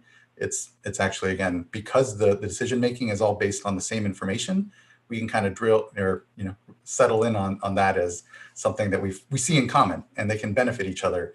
And again, I echo your sentiments completely, board member, that we want to be clear that voluntary solutions are there in the offing. If the communities can find themselves at that point. And sometimes they need just the basic information gathering and process that we can drive to even get to a point where a voluntary agreement or solution may be in the offing. Other board members? Okay. Well, again, I think for my sense, again, I support continuing on, and sounds like there's general support as well. And so just appreciate again, Mr. Ekdahl, the opportunity for us to discuss here in public where we are on this adjudication. Again, the first in decades that the board's been called to do, but certainly not the last when we look at the need throughout our watersheds that these adjudications provide certainty for, particularly during times of drought. So thank you. Okay, well, I think that wraps up our informational item number 6 and leaves us with board member reports. And so at this time, I'd like to ask if any of my fellow colleagues have a report.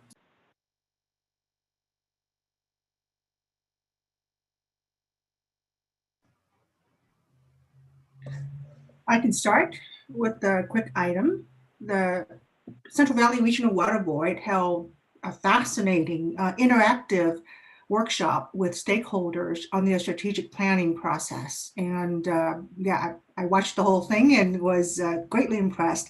One of the things that they did beforehand was to survey their stakeholders on the top 5 issues that they wanted to address. And so just for your information, the topics were 1, increasing stakeholder satisfaction with board processes. 2, addressing the concerns of underserved, underrepresented communities, what's working and areas for improvement.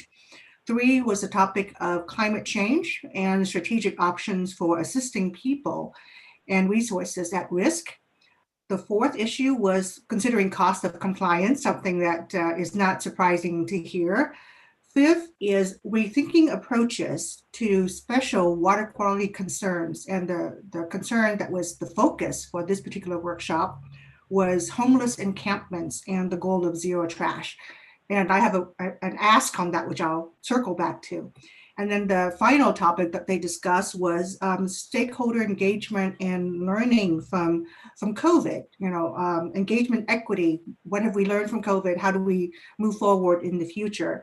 So they're going to take this input and incorporate it into the development of Region's 5 strategic plan. That, of course, that effort has been ongoing for quite a while now, but this stakeholder engagement effort was something that I was very impressed by, both by the regional board doing it, but also by the level of engagement and the level of input they received from their stakeholders. Now, circling back to topic 5, this is something, one of the issues that came up, which I asked Jonathan Bishop to follow up on, and I just wanted to give you a heads up on, was the municipalities who spoke up said that they wanted to do some trash cleanup projects, especially, American River and all those other waterways when there is trash in the waterways from homeless encampments. And they would like to do that as offset projects. And the discussion was that under the state board adopted trash TMDL, that was not something that would be allowed. And it's been a while, so I need to have a refresher on what we adopted as a trash TMDL. And this is also a concept that the San Francisco Bay Regional Water Board has discussed at one of their meetings. So I just want to dig a little bit deeper into it to see what is actually in our amendments, if that is the case. And perhaps at some point, we might have a future board discussion on it. But as far as cleaning up trash is concerned, especially dealing with some of the impacts associated with homeless encampments, I think all tools, all avenues, all options should be on the table for discussion. And of course, we'll figure out how things go. But I wanted to just give you a heads up on that as an issue that came up that was put on our doorstep as something that we were responsible for not encouraging. So I wanted to follow up on that. And then the only other thing that I will mention is, and I want to thank staff for taking the time to meet with Sustainable Conservation and San Francisco Bay Regional Water Board on the large habitat order, the draft order. I know that they had a good first conversation and that they were going to have a follow-up before releasing the draft order. So if I could ask Ms. Silbeck to include in the next board meeting's executive officers report an update on where that progress is. I appreciate the stopping the process to have that discussion with Region 2 and with Sustainable Conservation, but I also don't want to see this delayed for months at a time. So if we could get an update, if you can give an update now, that'd be great. I do not have an update right now unless John Bishop does, but if he doesn't, looks like he does. And so John, I defer to you. Great. Yes, we had a good meeting. I think that actually we had 2 of them, as I recall, and we had a couple of our board members join us for the first one. I think we are in the process right now of making sure that the words that we agreed to between us all say that. And so reviewing those documents, we may or may not need one more meeting. Sorry, I lost my, there we go. I lost my Zoom for a second. So yes, we will include that in an update, and we will likely be doing board briefings on the agreed upon language in the near future. But we also agree that there's an urgency here, and we also do not want to see this languish. So we will provide you an update, and we are aiming to get this out as quickly as we can. And since I've jumped on here, I have followed up with staff. They're getting me the exact language on the what it says. My recollection is that it just didn't talk about offsets. So it may or may not be available once we look at the language. But I would caution that a cleanup is a one-time effort, and installing a trash device is a forever effort. And so we have to think about when you're doing these kind of offsets, is it an offset for an interim milestone, or is it an offset for the final compliance? And I think those are 2 different questions that we should look at differently. So I understood and I agree completely, but I also don't want to rule it off the table if someone's able to, because I've been on, the Sacramento River or the American River, and the status of the trash in that river is horrendous. All right, thank you. Thank you, board member, and thank you, folks, for the response. Other reports?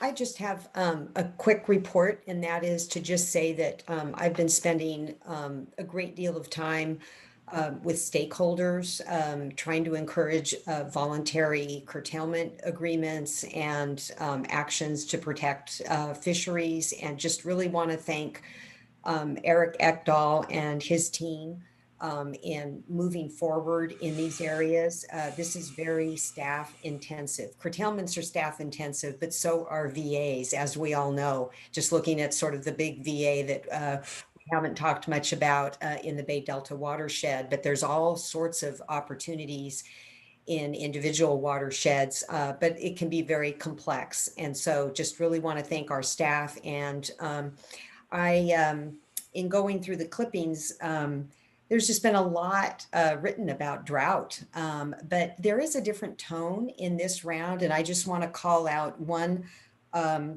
blog, Ann Hayden's blog from Environmental Defense. And she says here, California is facing another drought, but I'm still hopeful. And here are 3 reasons why. And she goes through her reasons, but I think there are others as well. Number 1, we're making progress to guarantee safe water for all. As board member Firestone well knows, much more than I do, this is a tremendous lift. But in the most recent discussion that we had on safe drinking water and drought, there are opportunities for us to build on lessons from the past.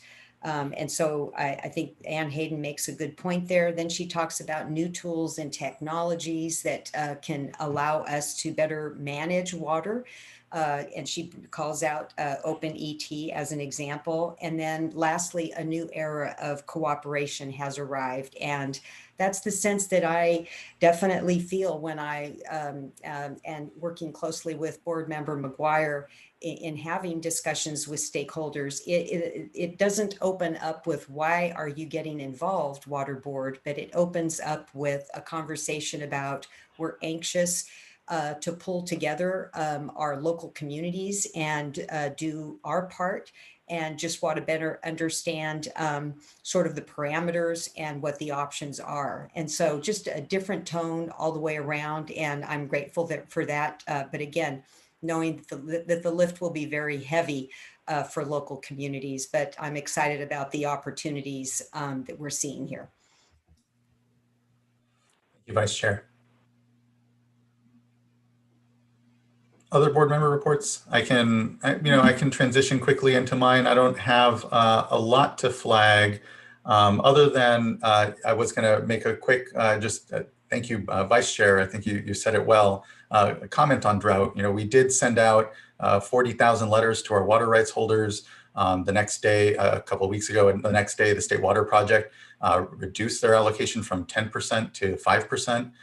It speaks to the very dry conditions that as we've had our hydrologic updates, dry conditions through this winter, and certainly off the backs of dry conditions last year where we saw TUCPs on the Russian River. We saw already challenges cropping up. And with the dry winter we've had, all the more so. So we will be, Director Namath and I did a few interviews and continue to communicate that we are in drought. We're experiencing drought conditions. Our letter is clear to our water rights holders on that. And it means, as Vice Chair said here, that there are discussions like curtailment. But the candidness is that not unlike the adjudication discussion we just had, that this is all resource intensive. And it can be done at sort of a resistance and feeling that it's the board curtailing us, as opposed to the reality, which is Mother Nature is curtailing us. And we find ourselves with regrettable conditions on their dryness and the challenges we know so recently from the last drought that so many of our communities will go through. But as the Vice Chair said, there are things that we have to rest on there, including conservation and efficiency that is held from the last drought, but that we have programs, and as we heard earlier about the water loss standard during public comment, continued work to continue to drive and ensure that we have an efficient and conservation, as we say, a California way of life, embedded into our water usage throughout the state. And so, and we have SGMA and the Safe and Affordable Fund. So we have these significant pieces of legislation, resources, and are in a different place because we had the benefit of, like previous droughts, having the attention of Californians around really critical policy issues out there and advance some. So we're in a little different place. We're a little, we know that we're going to have challenges with communities running out of water. We know that the ecosystems didn't do well in the last drought, and we have places to improve. And so there I would point again to April 20th when we're doing actually an item on drinking water, several items here before the board, but then the 21st when we have Sacramento River temperature management. Those will all be noticed later this week, but I think important to note here because I think there'll be places where we can continue to talk about the advances we have since the last drought, but still the challenges we certainly have in this dry period as we manage through. And would just say, there's always this balance between, okay, when is it a drought emergency? And I would say that the investments we've made, both on the policy side, but also resource dollar side for communities, are what help build resiliency to drought and ultimately allow us to shift into drought management before we hit an emergency. And I think we need to continue to, because we know we will see drier times in the future because of the climate crisis, longer, drier periods, prepare to weather longer and be able to, not have to hit an emergency button after 2 dry years or 3, or, continue to be able to see how we might manage through. But it's complex the way drought manifests itself in the state. It's very regionally based in many ways, and certainly sector in some. So just thank you, Vice Chair. Yeah, I think the drought work the last 2 weeks has been just quite a bit, and I think it will continue to be as dry conditions as we enter the dry season here, and look to the next water year, but need to prepare for that potentially being dry as well. We just note that actually right now as well, though, is the biannual Bay Delta Science Conference. So that is ongoing. I'm actually a judge of some of the student submissions here in the afternoon. And so I'm just glad to participate in that, and fortunate for the incredible synthesis of science and discussion that I know is going on right now for folks that we benefit certainly from here at the board as we try to continue to do our job that we're called to do and balance the many uses, and the Delta being a particular place of challenge. So, but that's my report. Thank you. Great. I just want to update you quickly on something I've updated you on in the past, but there's more to report now, and that is on the Los Angeles River Flow Study. I was actually able to attend the last stakeholder group meeting a week or 2 ago, and it included a summary of SWRCB and the study that they've done in collaboration with the state board, with the regional board, with the water, the dischargers, and a number of folks in the LA River watershed. And so for the first time, everyone was able to see the results of the last 2 years of intensive study to look at the flows in the river, to see what what levels of flow are needed to sustain different types of uses, whether it's recreation for canoeing, or different types of trees and habitat, or fish, ecosystem function. And it's the first step in trying to figure out how do you balance that then with the opportunity to actually reduce some of those flows because of our capability of recycled water, and the effects that we're seeing from conservation, and the effects that we're seeing from stormwater capture, all having different competing pressures on the LA River, being as it's essentially an effluent dominated stream most of the year. So there were no answers there. There was no, here's the right number, the perfect, solution here to balance all of those competing interests. But, it does provide a number of tools for folks to continue to look at that now with data, with information, about what could be beneficial and where those trade-offs are. So I was just really excited. I've been tracking that for a number of years now. And I'm really hopeful because I think it's designed in such a way to fit as a kind of a pilot project under the California Environmental Flows Framework as well. So it can really help to inform special watersheds with unique issues and considerations like the LA River and others in Southern California going forward. So, you know, like on the previous item with the Fresno River, where we were talking about collaborative solutions in a watershed, this is one too, where I'm hopeful that the dischargers and other water interests can get together and really find a collaborative solution to find, you know, that sweet spot for how to best manage that river in the future. So I'm sure the report will be published. Maybe we can get an information item or some sort of update on it down the road. I think there's a lot of value in that. So thank you. Yes, I've already asked staff to start working with SWRCB to put on an information item for the board to walk through the what the technical analysis was and what some of the representative outcomes are.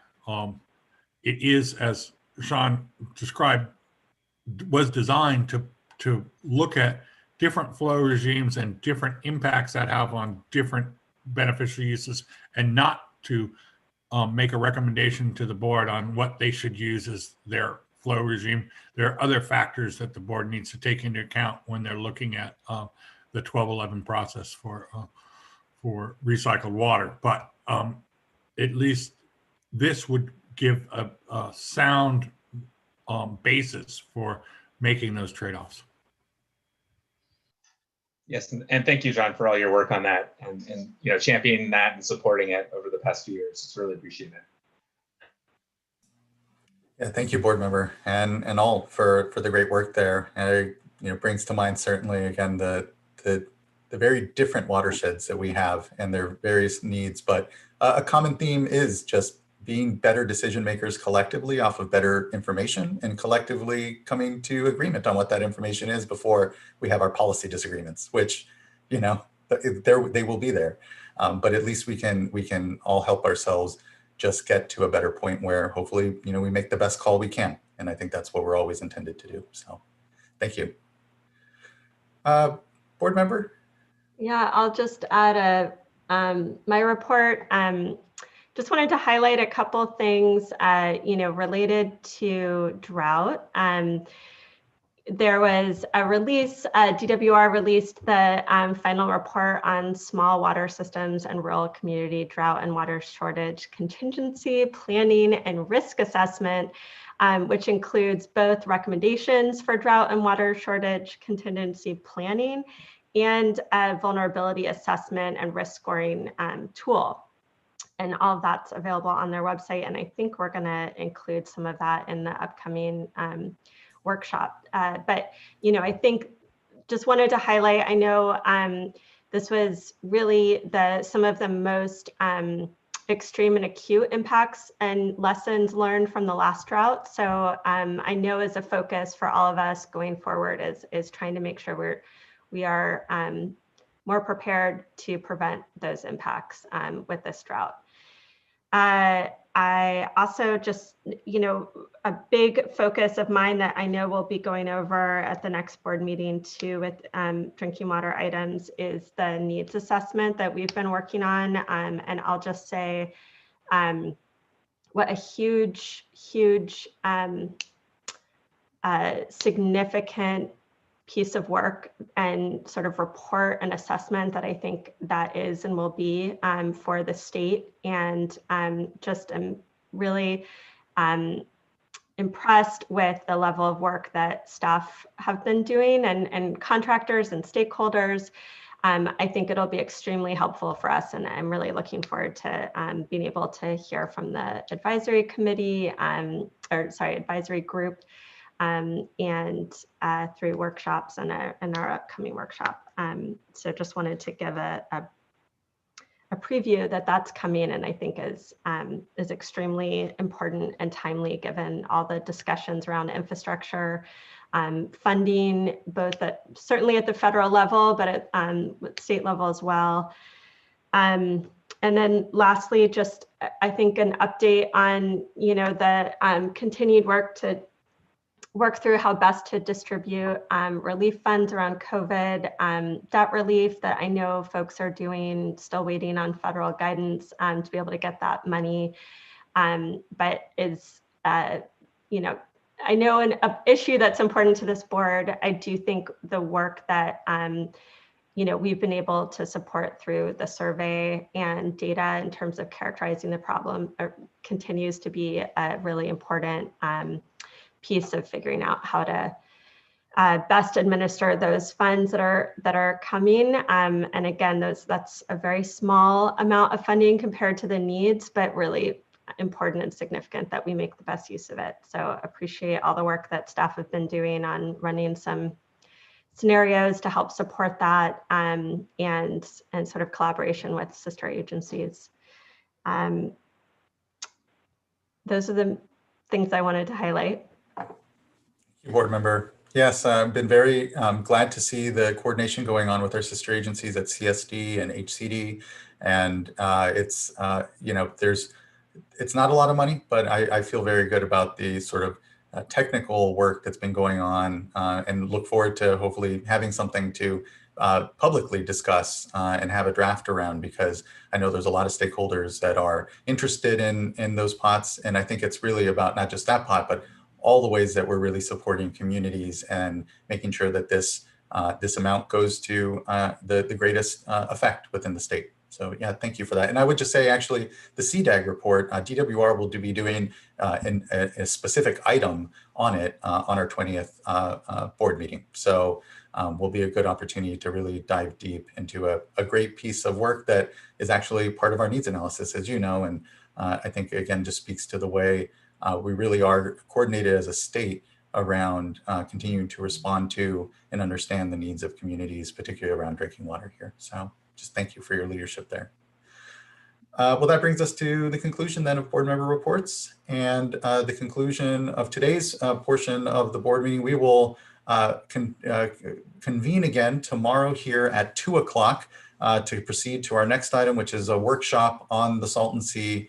And we'll have our sister agencies and panels set up then for a discussion. We timed it into the afternoon, starting in the afternoon rather at 2 o'clock, a bit awkward perhaps, so that public comment could extend into after working hours a bit, so that we can get the benefit of making sure that we have opportunity for community input and being mindful that not everyone is able to take time off during the day in order to do that. But unlike last year when we held this, didn't want to just completely bifurcate. So we'll see how this year works with having the workshop at 2 o'clock. But until then, we will be in recess. And then otherwise, just really appreciate everyone's time today for what were a series of really great discussions. So thank you. And we'll see you all tomorrow then at 2 o'clock. Thanks.